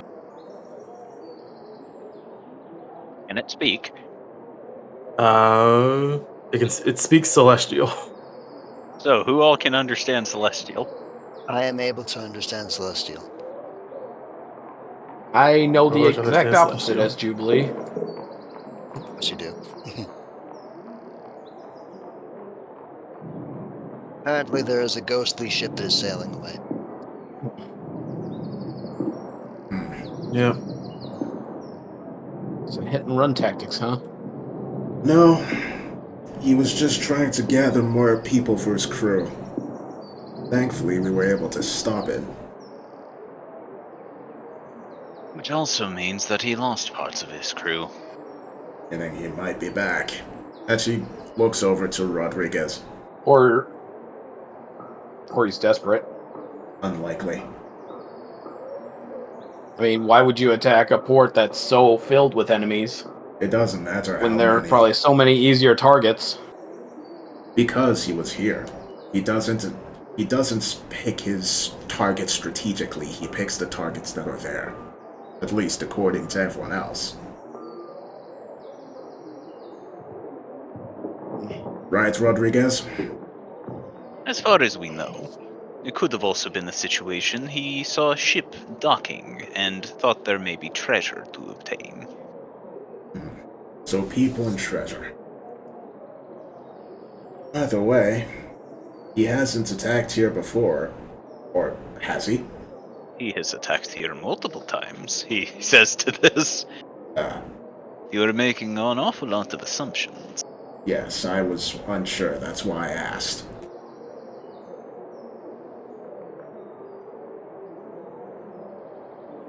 I even told you when last we spoke on him that he has attacked here numerous occasions.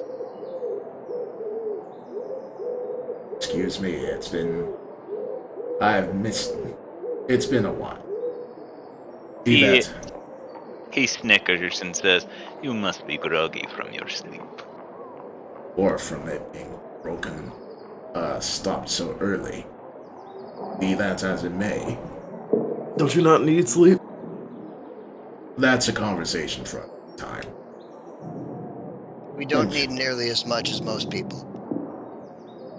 Go on over. I have an idea as to where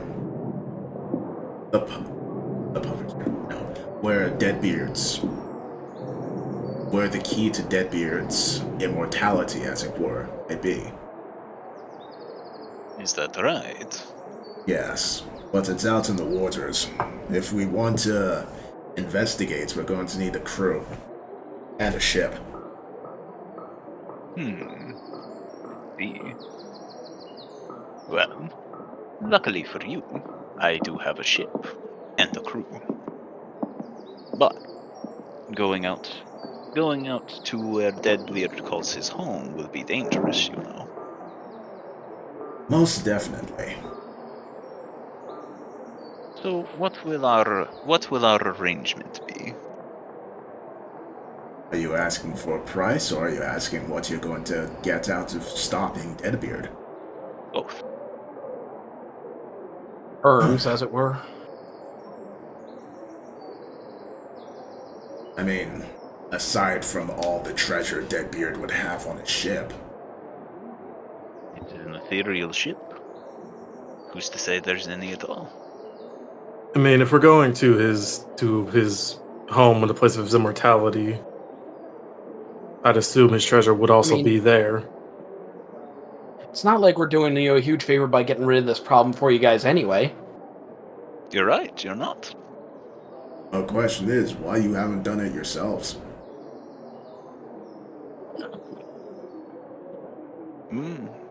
Mostly because we can never pinpoint where the source of his rebirth is. We can. So you've said. So, we both gain something out of this. That should be terms enough. Aside from the fact that, again, the treasures we find there you are free to keep, as long as you give us both the dream items that Poe Masters had in his possession, and you give Poe Masters to us, unharmed. To this, he rubs his chin. Not to mention, Go ahead. not to mention that by making sure none of your crew fell, we've already technically done you a favor already.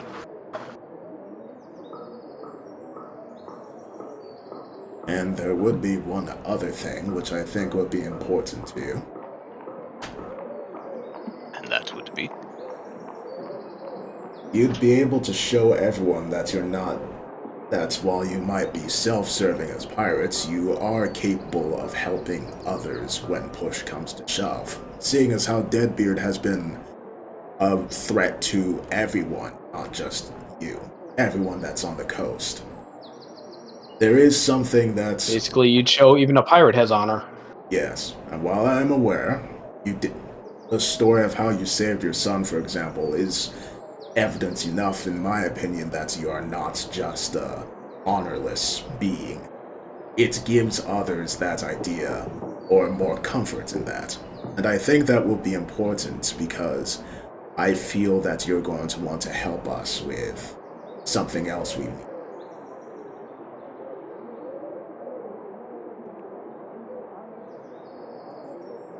Roll persuasion. Oh boy. Does she get advantage because Jubilee's been helping her? If you can say something that would pique his interest, sure. After all, imagine all those powerful people owing you a favor. That's something a pirate can get behind, right? Okay, you can roll with advantage, I suppose. Gotta stroke that eagle just slightly. Do I? Yeah, if I got auto flash of genius. Did I just hear the DM say shit after that? No, I didn't speak. I haven't even seen what the roll is yet. 22. 22 plus 5 make it 27. Alright.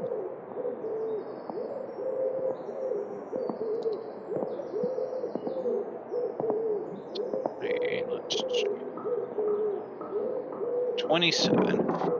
Rodriguez will rub his chin for a bit before saying, I will agree to give you the items so long as we find enough to cover their costs. Agreed? Agree. What about the Pull Masters? He is an item in question. Damn. Alright. I'd say this was a successful parlay then. that's just George straight up saying, damn. Booby traps? Sure, I'd easily fall into a trap if I saw boobs.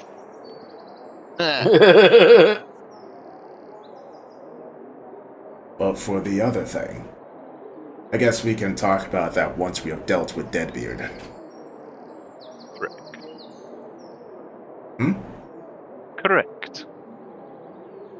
Alright. Meantime, though, I guess we gotta wait for a certain event to happen first.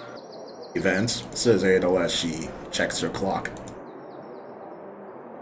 Pretty sure tomorrow is George's big day. The duel can wait if this takes priority. That's up to you, George. This takes priority. I mean, If it's something that helps Elvie and we can still save Pull Masters, I'd rather say that takes priority. fair enough. Especially if it's in that's also terrorizing a bunch of other innocent people as well.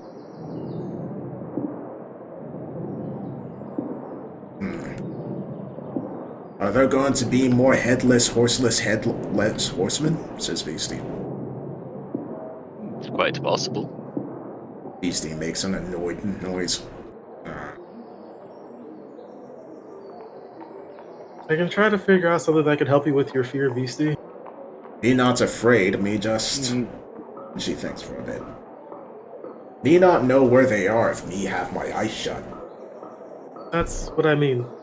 I can try to figure out a way to get you to be able to look at them without having to worry about being scared I of them. believe I might have a solution for that.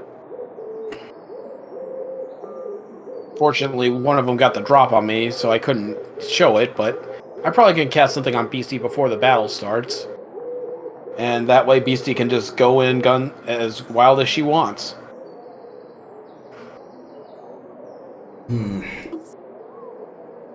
That can be the actually. What time is it? Like, is it still nighttime? Or is it?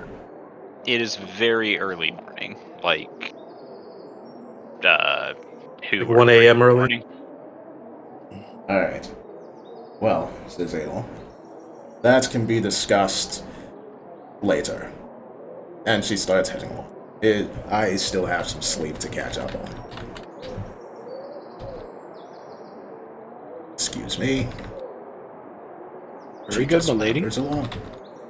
George is looking at the fact that he put on armor and is going to groan as he has to go back and take off the armor. God dang it. Why do you don't wear armor? Which takes 10 minutes both ways. Yep. He'll just groan as he goes back into his room, takes off the armor, but will keep his pack on him as he gets to sleep.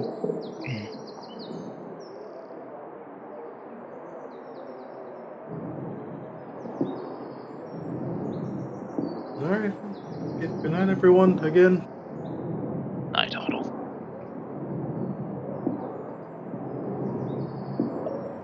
He's gonna head over to Zug. Hey, Zug. You do not initially find Zug. Oh. He's gonna look around. You do not initially find Zug. Initially. Okay. Zug, show you up. Where are you? What?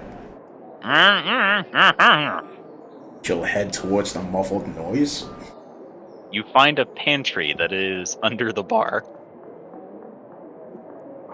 Get out of there. And she'll try and pull Zug out. Zug was told to hide. What? Zug was told to hide. He is also holding the door shut. Alright.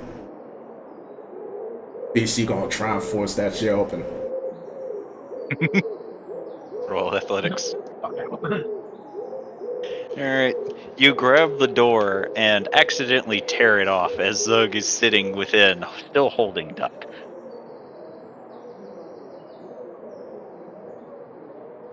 Thank you for taking care of Duck. Yeah. But don't eat the food. Not food.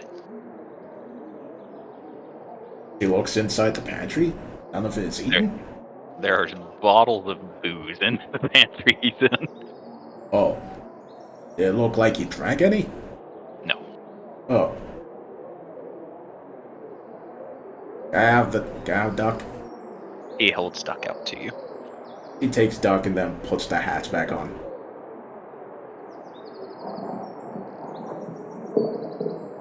Okay.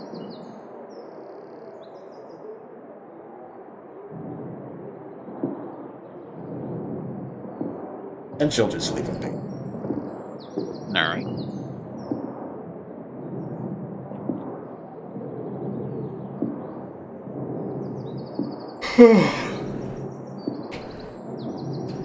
I'll be right back.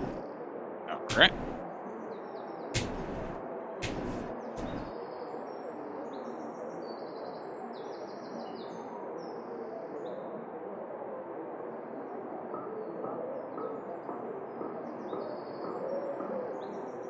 The party initially. We're not going to deal with Deadbeard because we don't see a reason Deadbeard interacts with them once. We're going to go destroy Deadbeard. Deadbeard fucked around and is about Get to that find out. motherfucker. Yeah, get that motherfucker. We have been convinced. And Deadbeard wasn't even the one who wasn't even involved in the skirmish technically. Nope. It's his crew, ain't it? Nope, but it wasn't him. It is his crew, but it was not him, which is Nope. what I said. Don't matter. He related by proxy. But anyway, Fucked around, now he's gonna find out. The reason why I got so surprised earlier in this is the stat block I'm using. Apparently, Doulahans are Fey. Huh? Yeah. Yeah, they are. Dulahans are Fey, not ghosts? Yeah, Yep. They're technically living beings. yeah. So They technically, just have a condition. yeah. But I'm still saying that these versions are undead. But yeah, the Doulahan from the stat block I'm using are Fey. So that's neat. Ah, The more you know. I know you're half the battle. G.I. Joe. G.I. Jose.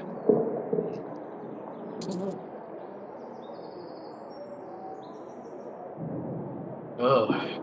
The way.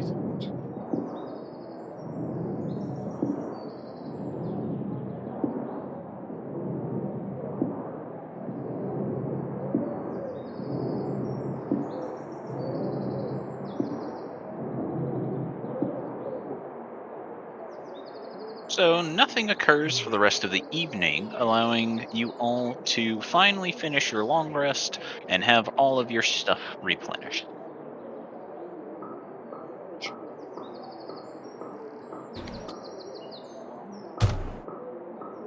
Alright.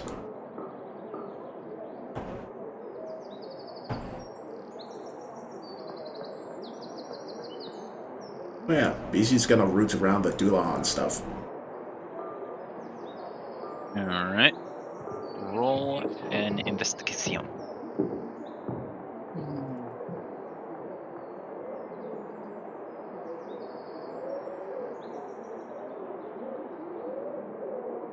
You find a lot of broken glass from the remnants of their lanterns. Huh.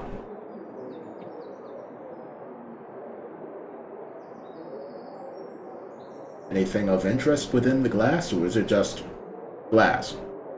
It's just glass with an investigation of 11. Well, damn. Hey, Matt. Yeah.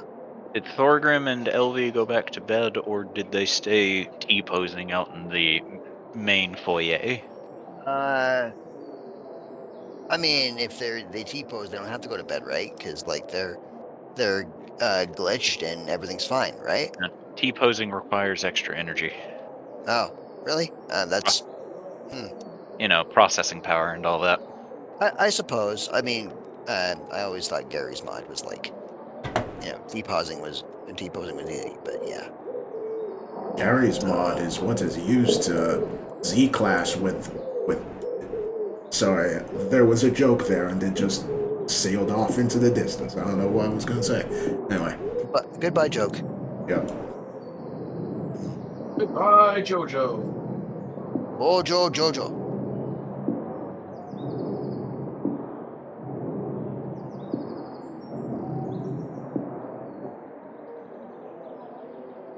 All right.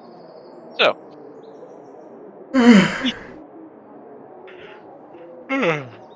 We could say, just for simplicity's sake, that everyone wakes up and you can take the turns of saying your morning awakenings however you'd like. Alright. Well, we'll freshen up and we'll head out and eat breakfast and we'll wait for the others. I guess if Hubert's with her, she'll ask. Actually, yeah, she'll ask him to help her investigate the Dulahans. Anything of interest? He will give you the help action.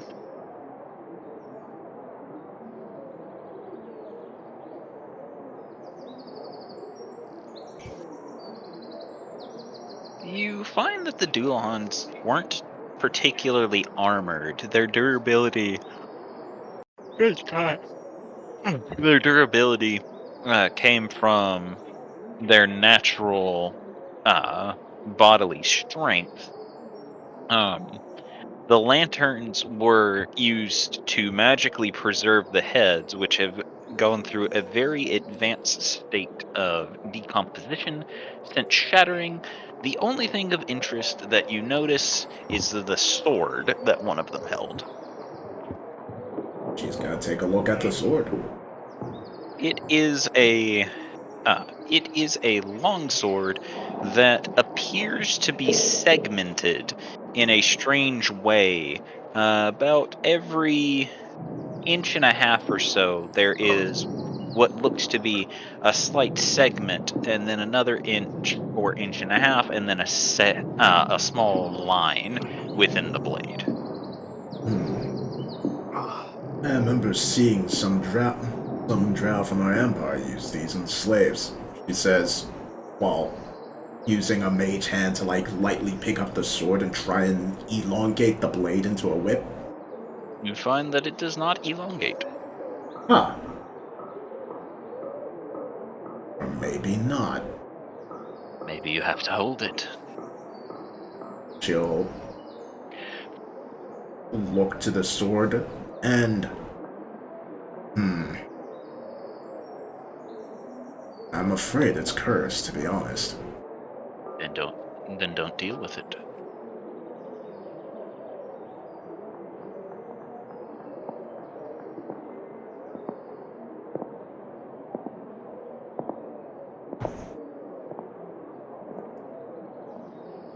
I'm not sure.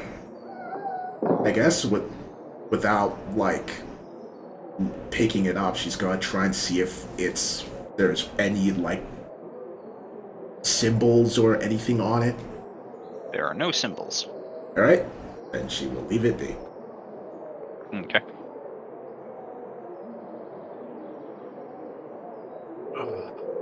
But Who's next? She is gonna take a mental note about the lantern, though.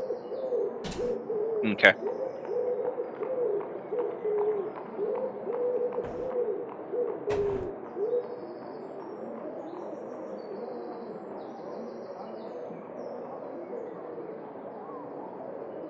Don't everyone speak at once now. So what happened? I'm waiting for you guys to tell me what your morning ritual is. Oh, Well, I'll it's the same eventually. promise. Yeah, I'll wake up, get dressed and prepared, and then I'll head down. I'll head over to Adel and Hubert. Hello, Hollow. Hello. Why are you guys staring at dead bodies?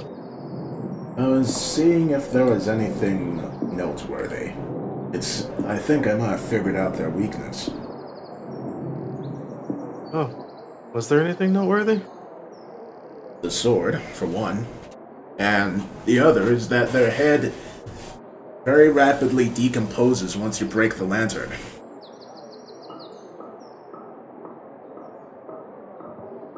Huh.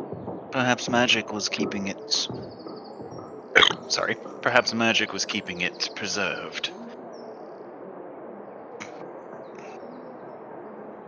Pretty sure there are spells that kind of preserve things like that, so. Maybe. But, next time we come across them, break the lantern and see what happens. Or dispel it. Or dispel. Can I take a look at the sword?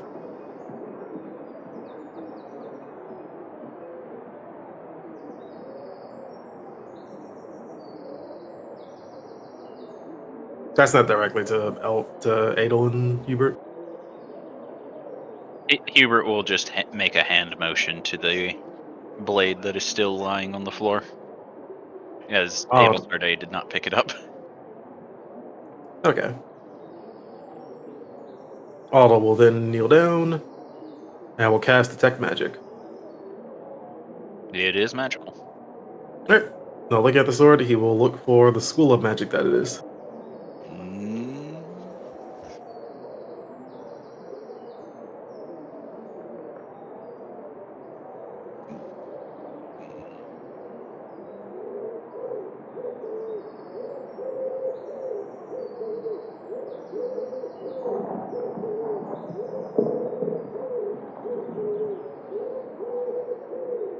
Void.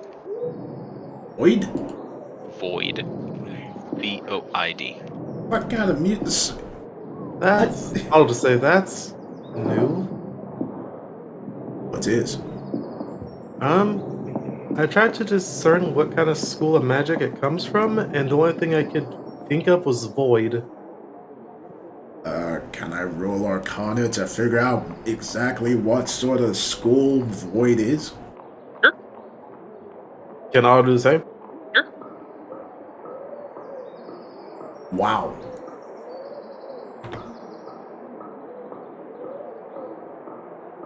I'll use a luck point. Okay. You do not know shit. I'll use a luck point. The luck point. Uh-huh. You sure will, buddy. An unlock point. Sorry, might also need to roll. I think at this point, Thorgrim has wandered out and has got himself a drink and is now taking a big old swig while sitting in a chair. And Elvie is currently at another table, kind of just enjoying a morning breakfast. Room hollow. Huddle. Hmm? Can you come here, please? He has a mouthful of salad and is just like, holds up a finger. And when she swallows her bite, will approach and say, "Good morning. Morning. Can I help you?" Gestures to Huddle. Right now, the magic on this sword, I tried to discern what kind of school it's from, and the only thing I could get from it was void. I don't know if you know anything about that. Elvie just walks over to Otto and says, "Good morning," Oh, good morning. and then will attempt to Oh, identify. As you cast Identify, it the blade is simply known as the segmented whip blade. Oh, okay. Going full Soul Calibur, huh? Do I get any more information? While attuned to it, it can be either in its whip state or its longsword state. When in its whip state, it has a reach of 10 feet. And whenever it hits a creature, they must succeed a Constitution saving throw or be racked with pain and fall prone. Ooh. LV will relay this information and say, "This is both a sword and a whip. It can transition between the two, and if you strike it with it, if you strike an enemy while it is in its whip state, it has a chance to inflict the target with unimaginable pain, causing it to fall prone." I see. Oh, well and Truly, good. But we were curious about the school of magic it comes from. should I roll an Arcana? Yes. Would you mind if I try something with you, Elvie? Of course. First time he's actually used this, I was going to attempt to use a portent for Elvie. Ooh, portent. And your roll is going to automatically be a 14. I'll For help Okay. your... Is that... Really? After the roll is made, you get to decide if you use your portent or not to change Oh, okay. the I thought it's outcome like I of had the to roll. use the portent beforehand. Okay. No. Like if a creature scores a nat 20 on you, you can use your portent die then and there to make it a 10. Okay. Well, then I guess won't use that and I'll just Flash of Genius instead. Okay, 30.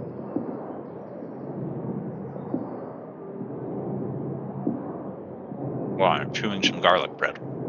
Okay. Yeah, no, take your time. Garlic bread is great. I dropped my garlic bread. Oh no! Not going to stop me from eating it. Good. Yeah, I've already discussed this. Garlic bread passes the vibe check. Yes, it does. What about garlic bread that's been on the floor? It's fine. Depends. As long, 5 as long second as the rule. as long as the floor is relatively clean, it's fine.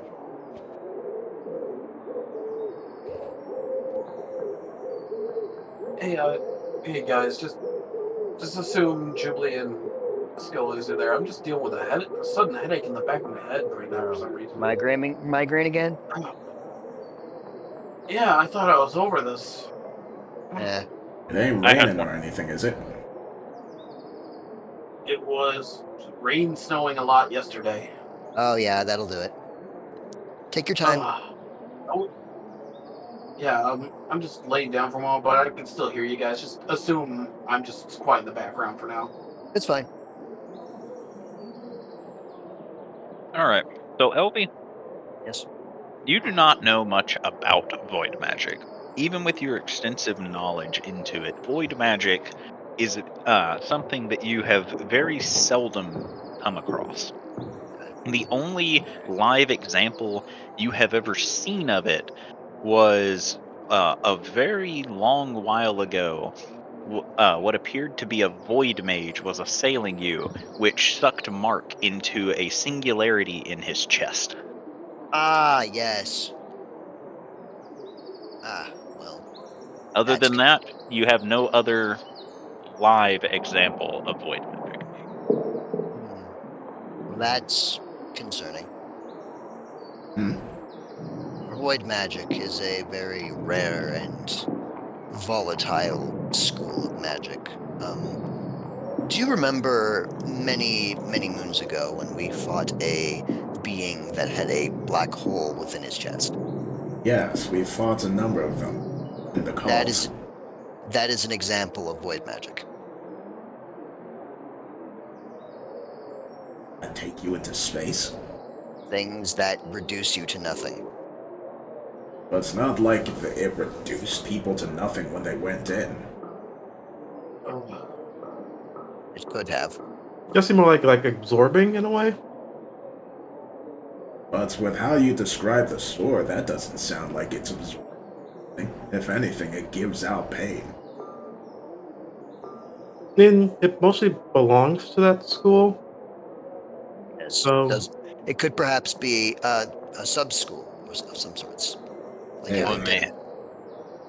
or made of a material from the void. That could also be possible.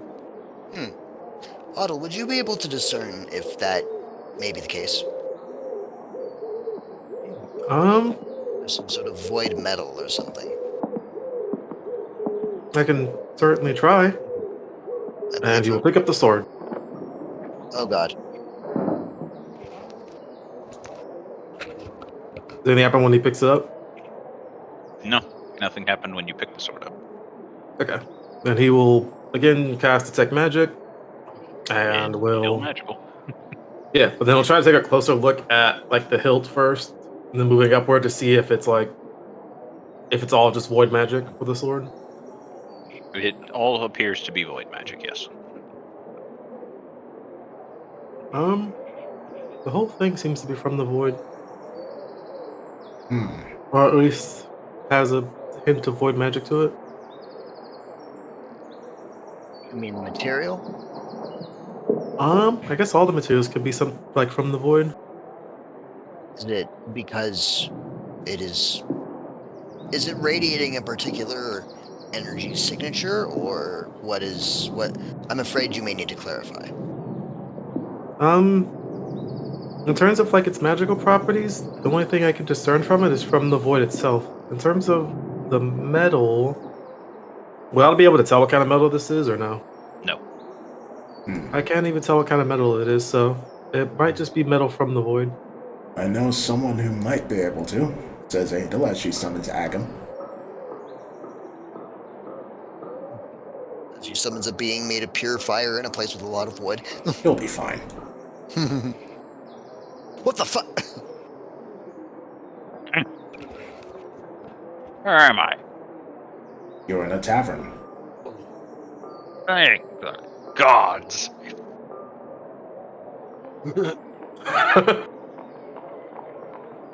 Hey, wait a second, please. Drink first. I didn't even know fire elementals could drink. He will then come back with a with a metal mug with boiling ale in it, and sighs contently before looking at you and goes, "What?" Hello, Agam. Have you seen this kind of metal before? And she gestures to the sword. He looks at it. He takes a sip of his ale, which you're fairly certain evaporates as soon as it touches his lips, before he sets the mug down, also hissing before holding his hand out and goes, "Gimme." Audible hand over the sword. He takes it, looks it over. You hear him snort loudly, continues looking it over, squints a bit, and goes, "The blue hell is this shite?" Apparently, it is metal from a void, or the void, or some void dimension. Some fancy our shit right here.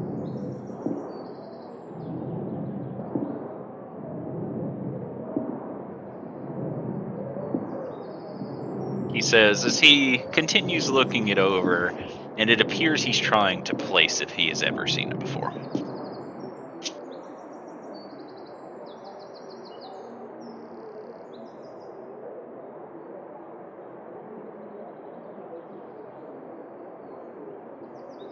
What the? Oh no. Why did I? No. Oh.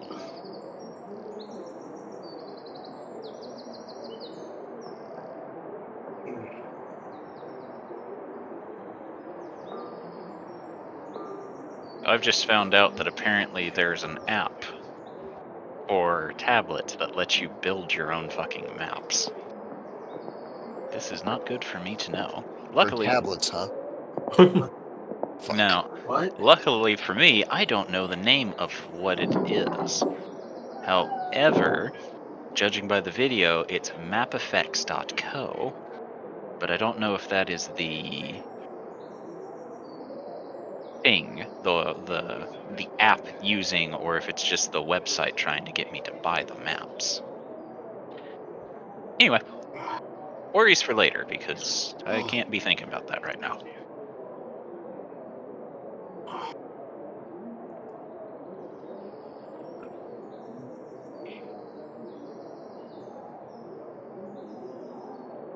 I mean, perhaps we got it from an undead creature that was kind of fighting us with it. He says, waving his hand, as this information doesn't seem pertinent to him. And Shut the fuck up! I'm looking at it.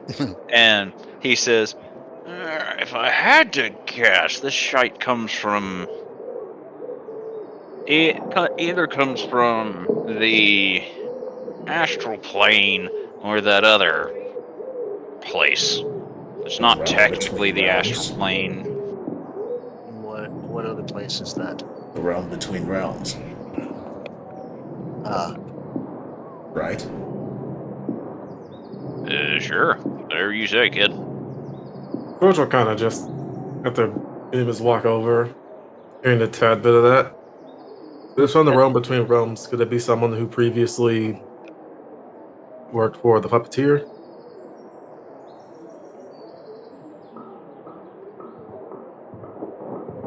Because doesn't he have void mages? Haven't we fought his void mages before? We ones with the black have. holes within their stomachs. I've already mentioned this.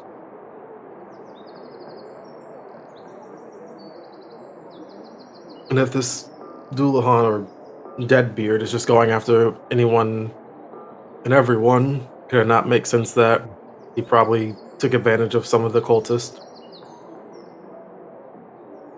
One of those cultists ended up having the sword and just continued using it afterward. Maybe.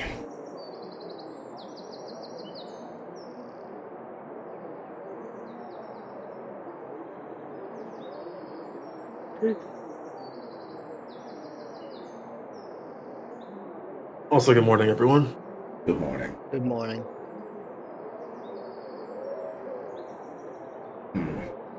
Hold on. He is going to try and contact the Rifter. You find you cannot contact him. Oh boy.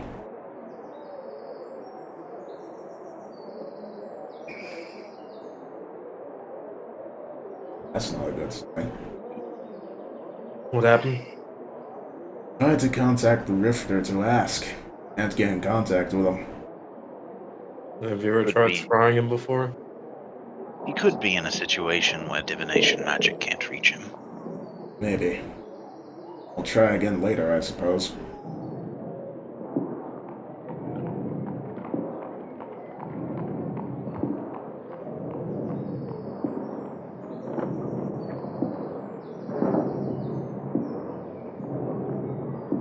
Well, what do you want to do with the sword, Otto? You give it to Agam to rework into something. I mean, look over to Elvie. Those only qualities you could discern from it that it only really can be used in its whip form? And the unimaginable pain when you strike an enemy with it, but yes. Good luck to Hubert. Would you be able to make use of this? I'm already attuned to too many items. Huh. I do believe the majority of us are attuned to the maximum amount of items.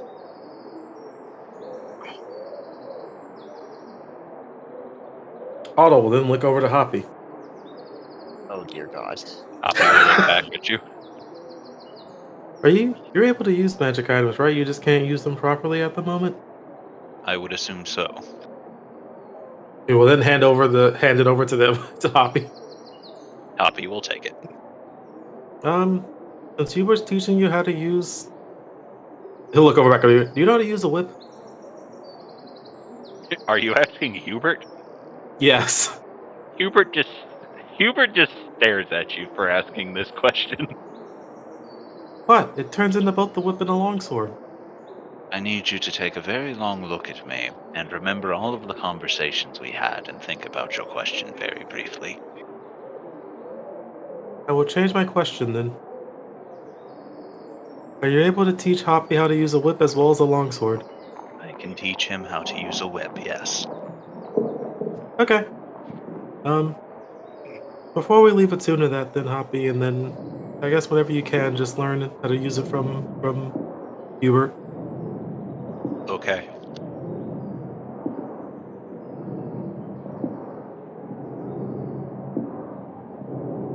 Hubert low-key insulted not to ask that of him. Listen, Al just always likes to make sure, even though it was pretty obvious.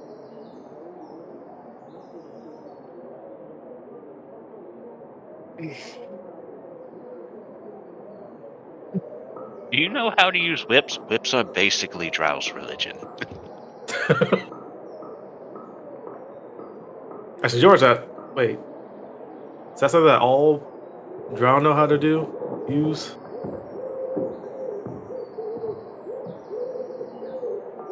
What do you mean? They know how to use whips?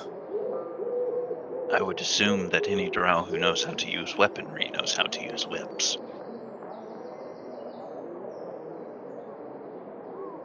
Oh, alright.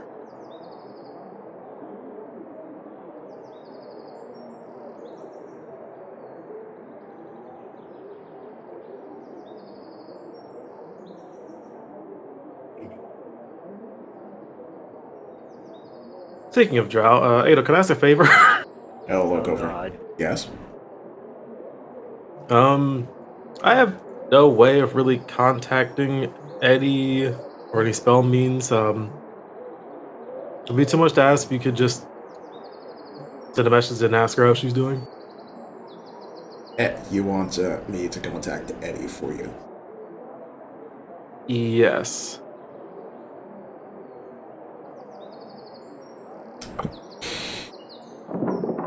I don't have any ways of contacting her myself. Hmm.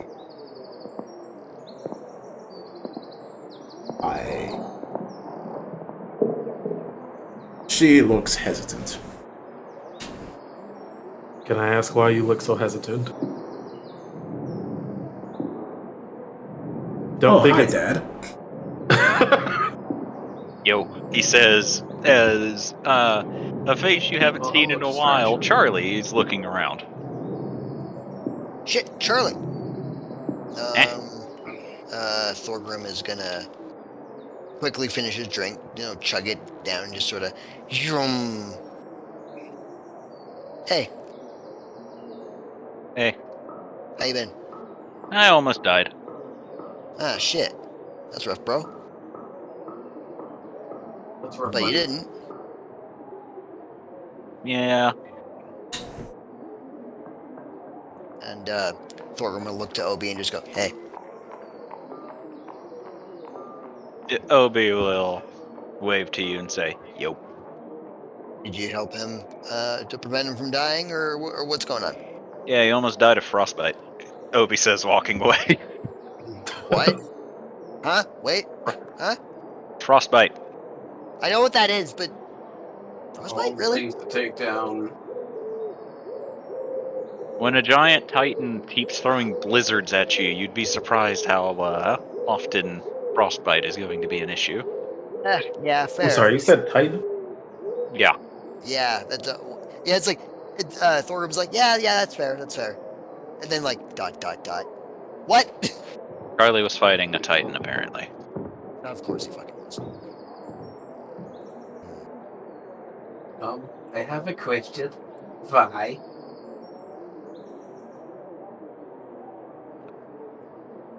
Chaos? Yes. Oh, sorry, you just sounded very different. I was concerned for a second. Sorry, my German came out for a moment. Oh dear. He's Look, channeling his inner I'm a Caleb. quarter German. I can do the accent. He's channeling his inner Caleb. Very well. Oh dear. Hey, it's part of my heritage, and also the headaches finally dissipating. That's good. It appears the cure for the headache was Oh. German.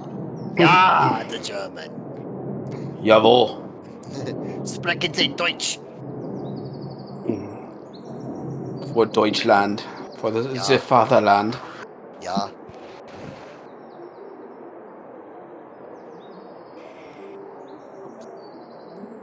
Anyways. But again, mine was it was a reference to something else too. But again, I have a question. Why? Seriously, why did Charlie take on a Titan? Because it was there, and it looked strong, Charlie said. I feel like we should know this at this point, that this man just fights anything that's strong. I mean, yeah. What can you do? Looks over to our resident goblin. They'll fight anything. He's looking Sure, over. that's not one of his. He'll look at you incredulously at this, and then look over to Obitus. Charlie's a celibate, so definitely not. I don't know. It just seems like the attitude runs very similar. At least I think he's a celibate. As far as I know, he hasn't had sex. Charlie, do you know what sex is? Huh? That's what I thought. That's some kind of food. So there's a chance maybe he has, and he just doesn't know what it is. Yeah, I'm pretty sure the last person who probably wanted to have sex with them scared him. So, What, you mean did they want to kill him? I Valentine? don't know. I think, from what Obi said. That'd be interesting. That'd make me the aunt of his child. He doesn't have children. Ah. So I guess Obi that means, says, That we're aware of. I guess that means Beastie isn't his child after all. I don't know. Obi It's just- just the way they Obi act just- is very seems. Obi just looks at you, Adel Sarday, and goes, "Do you know what a celibate is?" She looks up at Obitus. Of course I do. Then why did you why are you asking if he's had children when I just told you he's a celibate? To mess with you. Probably just entertaining my idea, honestly. That too. Obi just. I don't know. I just think that Beastie acts a lot like Charlie a lot of the time, so, you know.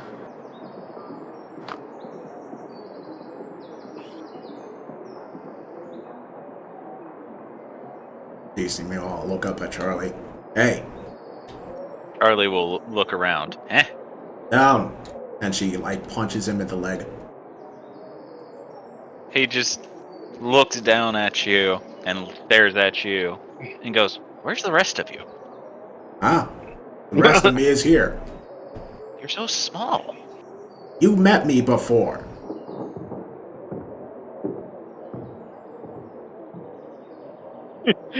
As you say this, he just stares blankly at you. You punched me. We tried to find you, broke me in one punch. Me stronger now, so me want to fight you.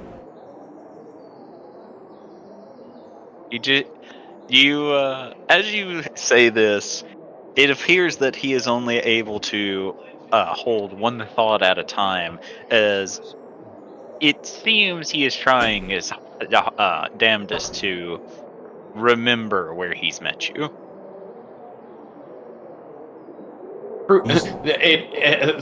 Jubilee behind Adel, truly the greatest minds of our time. Sarcastically. I mean, I know it's just weird, but could I both- think our goblin is actually smarter than him, and that's saying something. you know, I'll just be like, I kind of want to try something. Hmm?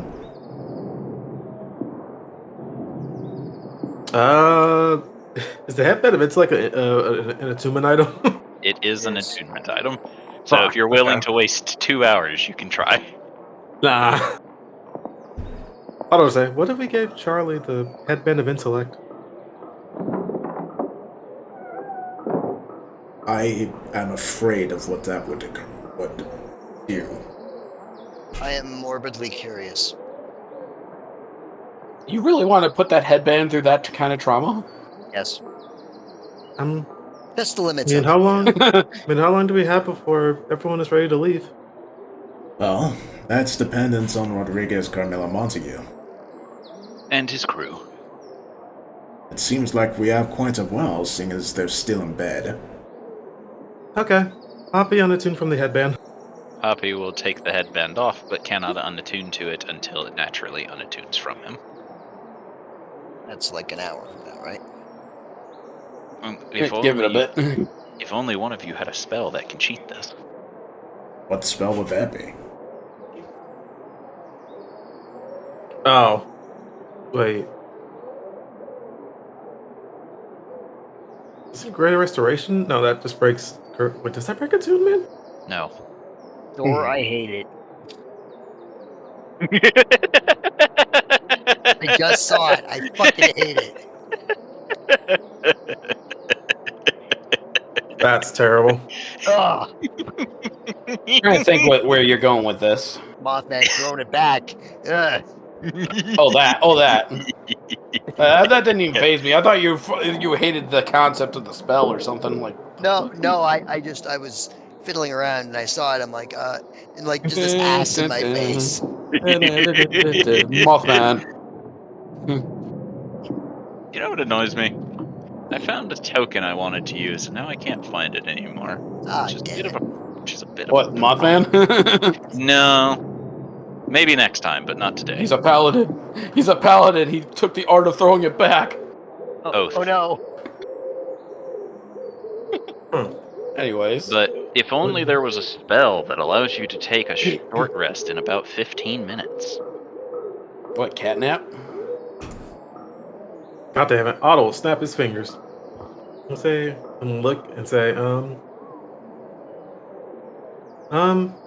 excuse me, Charlie? And sleep. Are you by chance tired at all? No? Too bad. He's gonna cast Catnap. And with a loud thud, Charlie will fall onto Beastie. Beastie will That's the. make very shocked goblin noises. He does this, Otto will then tie the headband of intellect onto Charlie's head. Oh dear. Beastie, do you need help? She'll try and lift Charlie off of her. Roll athletics.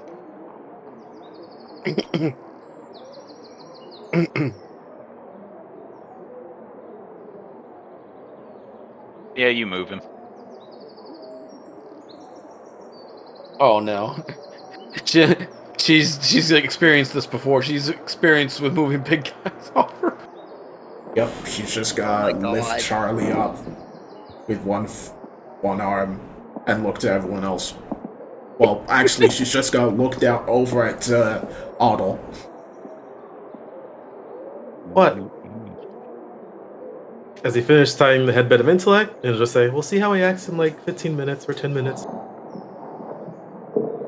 She'll plop George in a chair. Sorry, Charlie in a chair. You place Charlie in a chair, and immediately he falls out of the chair and hits the floor again. The fuck?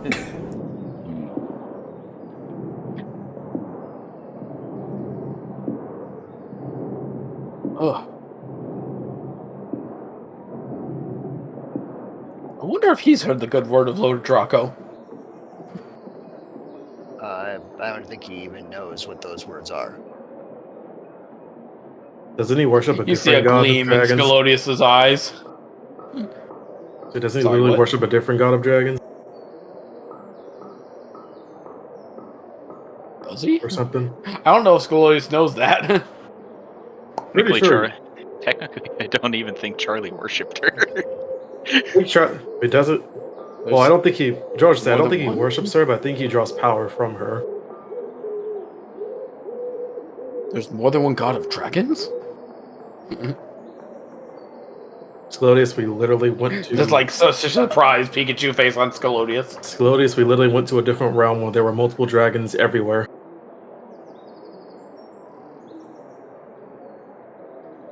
Oh yeah.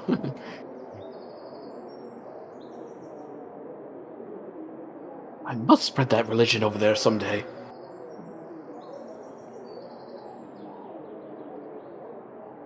You know, I'm not even going to touch the topic of spreading a religion in a different realm, but I like also that the Scalodius is showing, nice little gleams of, happy-go-lucky Scalodius again, rather than Oh, broody the vandalous Scalodius. Scalodius.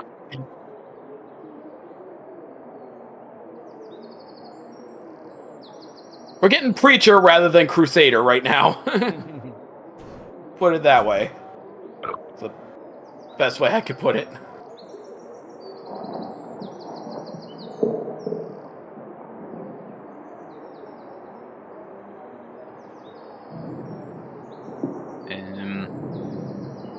About 15 minutes later, Charlie's eyes snap up and he does a reverse kip up to get to his feet and brushes himself off. So he does a worm? Yes. Sort of? sorry, Charlie. Eh. I guess I What do was you- tired. It doesn't appear he knows you put him to sleep. Do you How do you... feel any different? I feel hungry. What are you in the mood for? He says as he begins to think. I don't know. What do they serve here? Hi, it works. Mostly fish.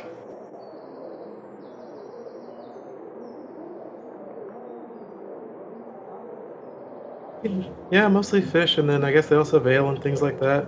You could also just ask the bartender what they have. As you say this, Charlie just zips over to the thing and seems to be starting to talk to the barkeep. I'll look over to him and then to this. Seems pretty the same to me. Obi will lean over to you and whisper so that only you can hear him and say, I tried this once with him. It set the headband on fire. And then goes back to standing straight. Adel looks very confused and then looks back over at Charlie. Is Roll the... a perception check. Alright. Let's see. The headband is beginning to smoke. Oh my god. Okay. LB like literally does a double take. Like, oh my god, he is setting the thing on fire.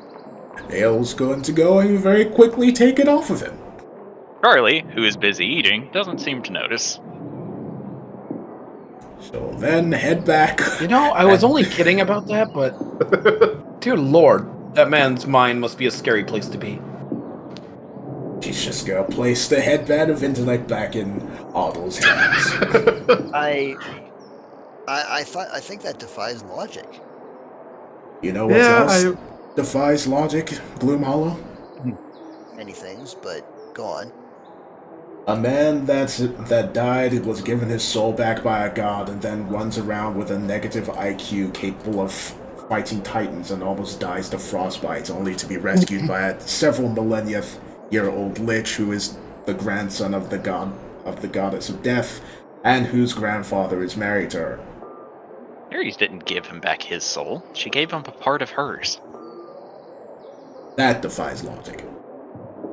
Not really. Souls are very easily manipulatable. He's not entirely wrong. Wait, you can manipulate souls? I mean, Can you teach me how to do that? anyone worth their salt No. can manipulate souls, says he. Not unless you want to learn necromancy really, really bad. Probably not. I don't think necromancy on top of what I'm already learning, which is divination magic, wouldn't be that good. And I probably shouldn't try and teach you how to do that. Yeah, I've already brought a different version of your daughter into this world, I think, but Cool. Unsure if Eddie is over to his daughter in her realm. I mean what happened with Barbiel? Didn't I tell I mean, you it's there was possible. like two different versions of you, one that succeeded, the one that failed, and I brought the one that succeeded here? What? So I thought you saw into the other realm. You're saying that I am... Yeah, and then I pulled that possibility here. So I don't think you're a different version of yourself. I think I just pulled the part of you that succeeded in that regard here. So I am from an alternate timeline? No, No. Ovi says to this.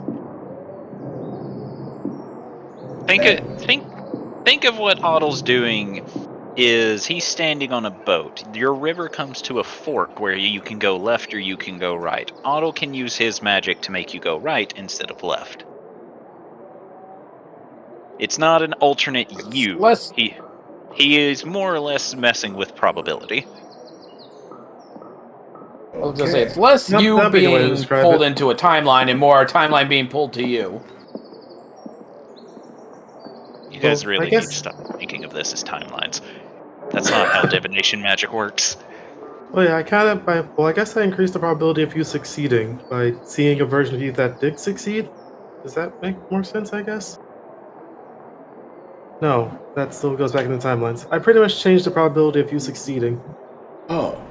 Well, that's a lot better than the alternative.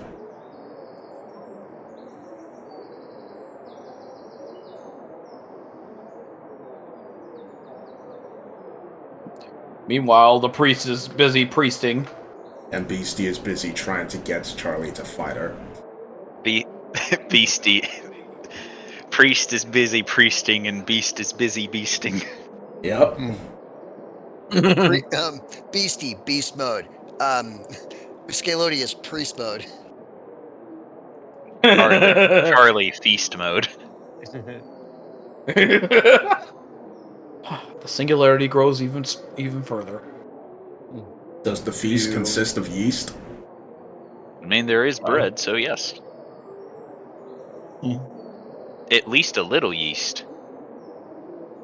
The Or least is he- amount You got of some in the yeast? ale too. But is he facing Weast? Or weast? That's what I said, Weast. Kato, do you want to see if your dad would like to help us? Your dad and, well, you know what? I don't know why I'm doing this. I already asked him. Oh. He smiles. Well, Way ahead of you. alright. East. I thought you said west. That's west, beastie. All after You're mending fired. the headband of intellect will then tie it back on to Hoppy and say, start attuning to this. Hoppy will look at you, and you can see he does not understand what you mean. He will just tie the headband of intellect onto him. Hoppy will begin to try to look up at it, and will spin it around in a few circles as he is attempting to look at what you just put on his head. It's just a headband, it makes you look nice. Just give it a bit. And Spinning in circles. as you all talk, you see the crew of pirates walking out, some of them finishing up, gearing themselves up as they all file out of the bar.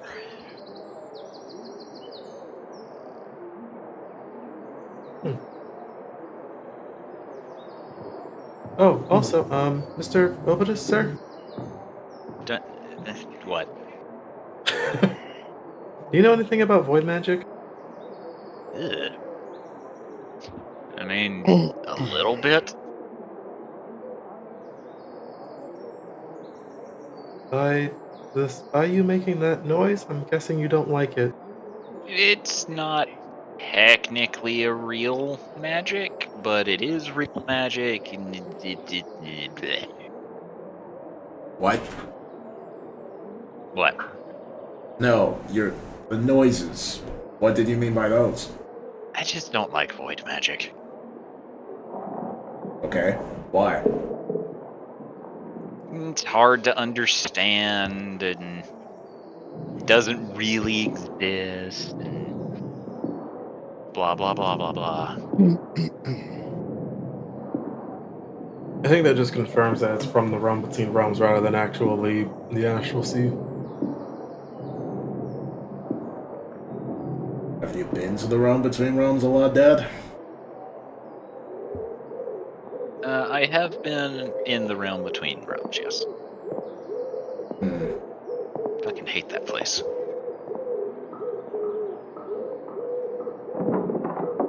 If you stay in there too long, it begins to dissolve you, and it can dissolve me faster than my regen heals me if I'm in there too long. How long is too long? Well, since time doesn't really exist there, I couldn't tell you. Damn.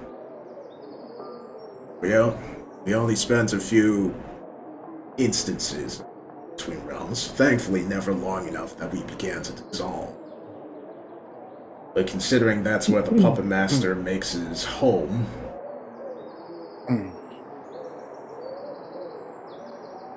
I'll have to go there eventually.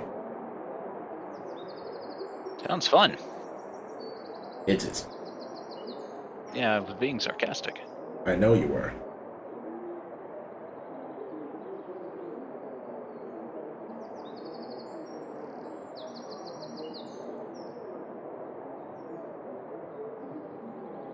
Yeah, void magic is just complicated because while it is technically a school of magic, it's not a school of magic I understand too terribly well.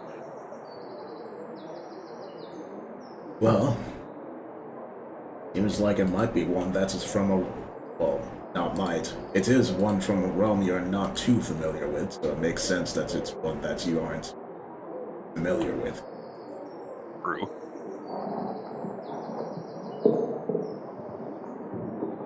Nonetheless, it does make me wonder if what George said, and Dulahan, she gestures him, was just a former cult member, or if the Deadbeard is linked with the cult in some way. I guess we'll get our answers one way or another. That or this guy is someone who's is a lich who's experienced the realm between realms as well, and that's how he has access to these things. But What is Deadbeard doing in the realm between realms? Like I Sailing. said, it's just theory. But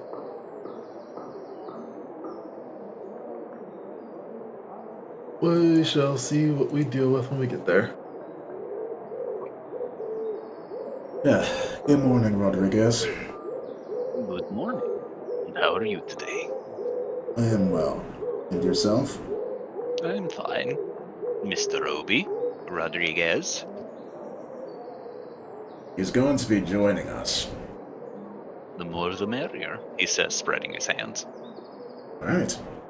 You saw your crew leave earlier. Yes. They are going to prep the ship, but I have to wait here for 2 more additions to our crew. It's Galewind and Person? No, they are not part of my crew. Who it could be? They are my children. All I know of Resolved, but who's your other child? Ricardo and Romero. Huh. He glances to George. Any run-ins with them? None that are. No, not really. I think I'm fine with them.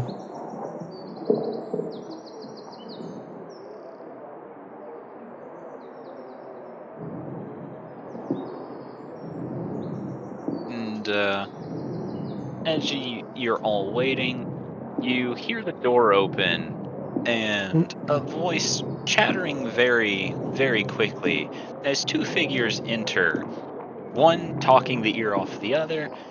As they walk around you and head straight to Rodriguez, the conversation continuing even after they stand next to Rodriguez.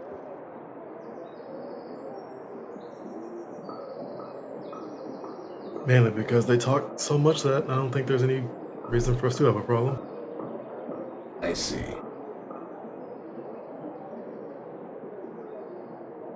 What were their names again? Ricardo. Ricardo and Romero.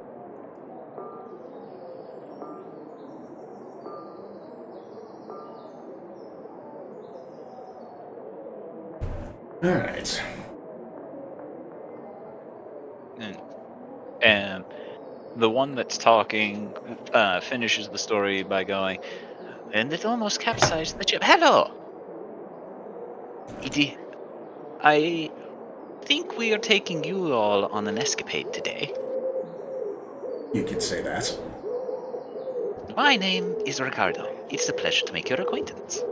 So is that the blue-eyed one saying Ricardo or the orange-eyed one? The blue one. The orange-eyed one is presently looking at the floor and off to the right. Ricardo is blue eyes. Era is... Wait, And Romero or Romero? Romero. And they appear to be twins. Do they look like old one. biological children of Rodriguez, or...?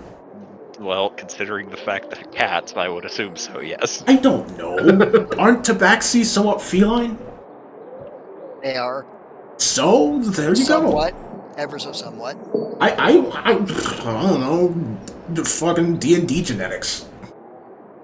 Yes, they appear to be his biological children. See? I couldn't tell. Okay, sure.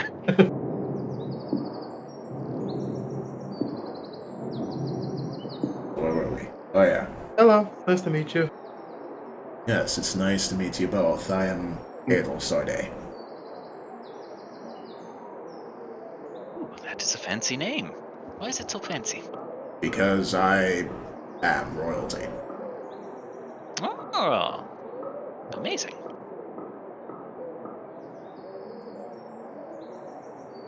Thank you.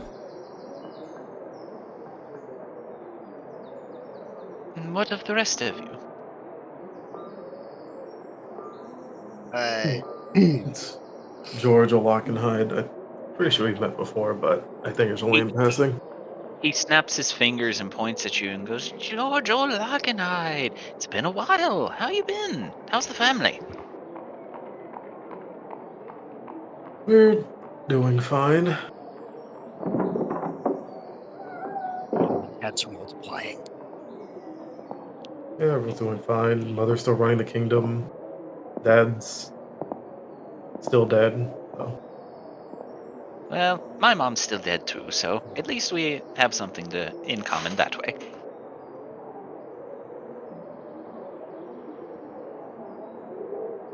Fair point. But I'm glad to hear that your family's doing well. I hope yours is doing well as well. Well, my adopted brother is alive and well. My twin brother is alive and well. My dad is, well, my dad.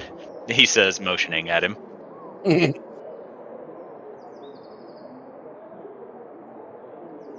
Well, sounds like you guys are doing good then.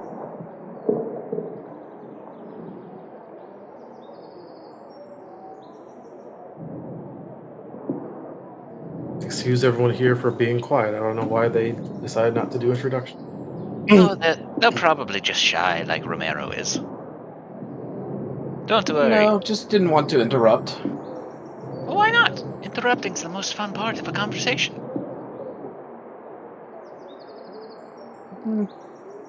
True, but I don't think my lady would approve. Proof of what? You anyways, making conversation? Interrupting conversation, my lady. But in any case, my name is Jubilee, and I am under the services of Lady Adelsarte.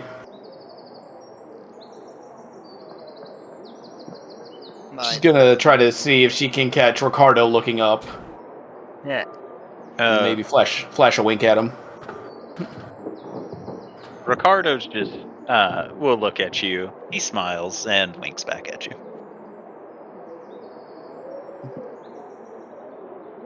Greetings to the two of you. My full name is Alvirial Gloomhollow, but the ones that I call my allies and friends simply call me Elvie. It is a pleasure to make your acquaintance. What are we allowed to call you? Elvie is fine. Ah, that means we're friends and or allies. Perfect, he says to this. Until proven otherwise, yes. How would I prove you otherwise? Just don't be violent towards my companions and we should be fine. I have no reason to be violent. And try your best not to hit LV in the crossfire. Looks to George. Twice. That was an accident. Looks to George. That was also an accident.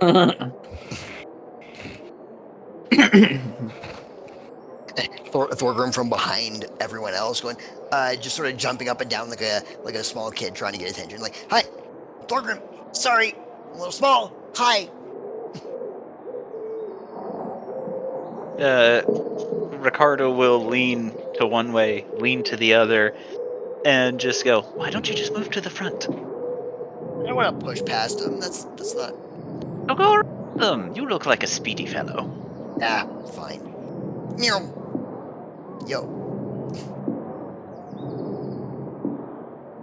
Is that a bullfrog? Yep. His name's Rocky. Say hi, Rocky.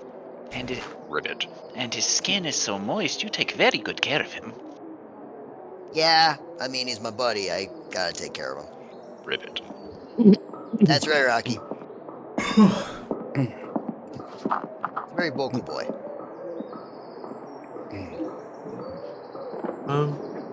Nice to meet you. My name's Otto. He'll be waving from behind Thorgrim. Pleasure to meet you, Otto. Yep, and this is Hoppy. Say hi, Hoppy. Hoppy is busy poking at the headband. He is not reattuned to it yet. Once he reattunes, he'll be talking, but I'll tell him to say hi when he's finally smarter again. Did you make him? Yeah, I did. Very impressive. Yeah, I used to be a cannon. A cannon? Why'd you change him? Cannons are so fun. Yeah, but I mean, yeah, it was, but I feel like it was time that he got an upgrade after being with me for so long. My form of a cannon upgrade is adding a second barrel. I mean, I have a gun too. I have a gun as well, he says, pulling one out. Me too. Pulls his out. Well, we're going to make fast friends here.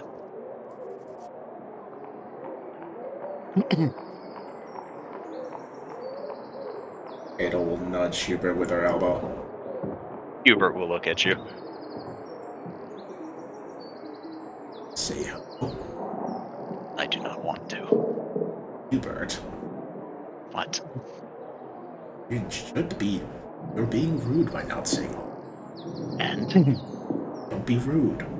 Why? I don't want you to be rude. George will just roll his eyes and be like, the silent, moody, and whispering type is Hubert. Silent, moody, and whispery. A very dangerous combination. He's fine. You'll learn to like him. But will he learn to like me? Time will only tell. Probably not. I mean, I would hope that he likes most of us. He does, says Ada.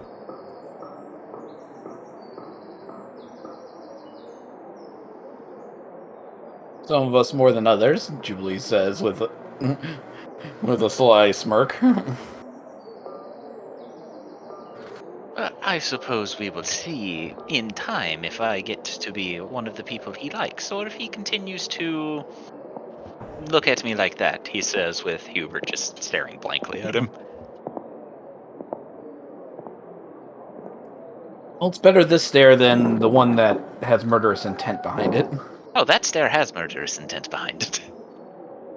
I think that's just his natural face. Yes, but trust me, there's a different one you don't want to see. Are there different types of murderous intents?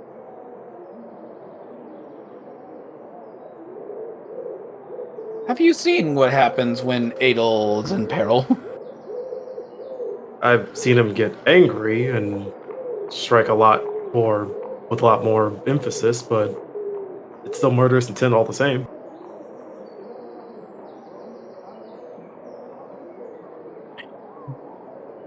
Adel, you know what I'm talking about, right? Do I? Is it really that subtle? Am I the only one who really notices that?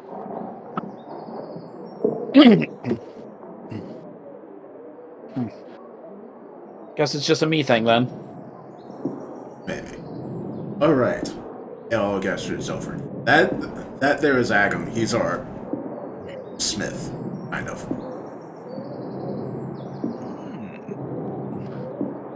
How'd you manage to get him to work under you?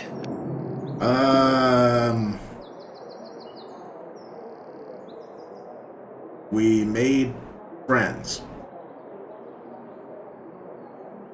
I forget the specifics. Long story. It's involved a dungeon with a lot of traps, a wish-granting jewel, and a goose. A goose? Yes, Oh, and time travel shenanigans. Don't forget that. that too. Interesting. Also, Agam, you can go if you want to. I can't go until you unsummon me, he says as he is eating something. Will you take your food with you if you're unsummoned? He shrugs to this, probably not. Well, I'll let you finish that. I don't even really need to eat, I'm just bored. Oh. Okay. Well, let me know once you're done.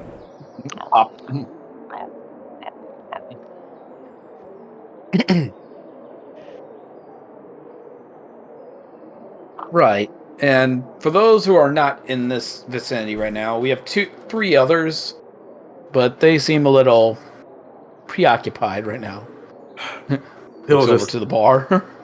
They'll eventually probably talk to you at some point, but Goblin is Beastie, Man in Robes is Scalodius. If he asks you to hear about Draco, just say no. And Draco. Wait, what'd you say? I know a lot about Draco. Oh, boy. Oh no. Oh, And why boy. would I say no? You almost see like Dragonborn ears perk up. Well, then you'll be having a lot of conversations with him then, and the No. tallest man eating is Charlie. You've heard the good news about Lord Draco. You all watch as Ricardo spins on the tip of his toes in a 180-degree spin to face Scalodius, and it's like, of course I have! King of the gods! Oh, yes, his glorious name. And starts going on in preacher mode. And He's not going to stop for a while, says Jubilee. you all watch as Ricardo will just as energetically have a conversation right back with him. Oh my God, we have found a Seems kindred maybe... spirit. Wow. I've never seen Scalodius this energetic and happy. I mean, I've seen him happy and energetic, but not like this. And his glorious name! Praise Draco! Praise Draco! Praise the sun pose. Yeah, both at the same time. And then George just look over to Beastie and Charlie. Beastie, Charlie, Ah, we're about to leave to fight a powerful enemy. You guys want to come? guess Charlie I'll walk will- over. Charlie will walk over carrying food with his bare hands as he continues to eat. Why won't you fight me, tall man? He stops. I don't and even looks, know you. He stops and looks at Beastie, and then looks to everyone. What's with this sassy lost child? I am not a child. Finally, Someone made me- edit. Someone needs to edit that right now. Someone, if there's a comment section, someone in the comment section, please make that.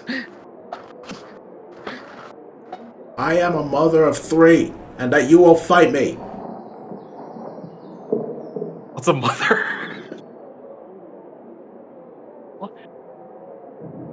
Why did you name your child 3?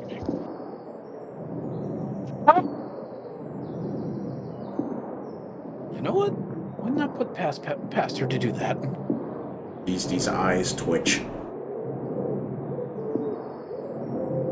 Then she looks at him. Why won't you fight me? Because one, he's eating, and two, we just told him about a different powerful enemy that's coming up. I thought you liked fighting strong people. And she looks Oh, are you- dejected oh, are while you walking off. Are you strong?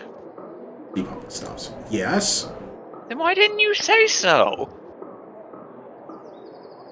He was trying to tell you and you wouldn't listen. No, you never said you were strong. Well, fight me. Oh, sure. Hold on. He says, looking at the food in his arms, and then pauses. And as Obi goes, how about you guys fight on the ship? Good idea. Let's go.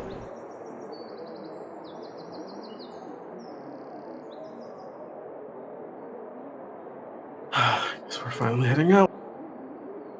At least they are. Obi says, as Charlie and Beastie walk out.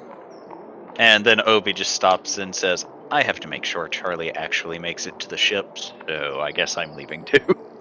Yeah, we should probably go before those 3 get lost.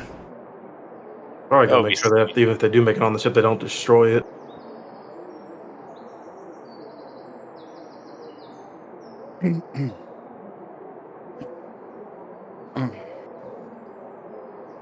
Shall we meet you there then? Talking to the twins. We don't even know what their ship looks like.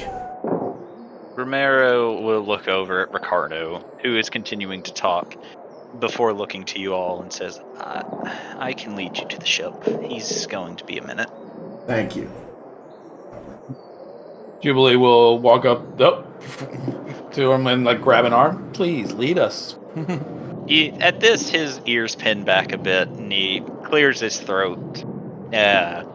His eyes shifting this way and that before he eventually begins walking. Oh. If you're still holding on to him, you go with him. He's very shy, it seems. Yeah, sorry, everything went dead on me for a moment, so I might have to switch up the stuff zone.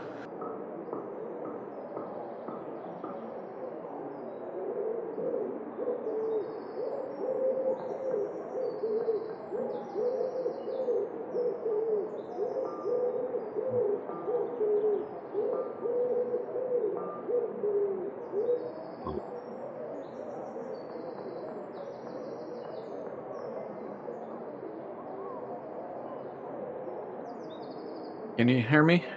Yeah. Okay, cool. Sorry, headset battery died, so I plugged in manually. Oh yeah, Ada will unsummon Ag. As you do, he looks like he was about to take a bite of bread before he disappears and it falls to the floor. Poor guy. Yeah. I also didn't hear what after the pinning of the ears thing and everything cut out, so what did you say? That he cleared his throat, his eyes dashed to the right and to the left a bit before he eventually started leading the way. He didn't say anything after that. Aw, he's nervous. Hey, thanks for watching the video until the end. If you want to see more of my stuff, click on either the vids on screen or check out my YouTube channel. Feel free to like, comment, subscribe, and check the description for more places to follow me. I hope you enjoy the rest of your day, and I'll be seeing you.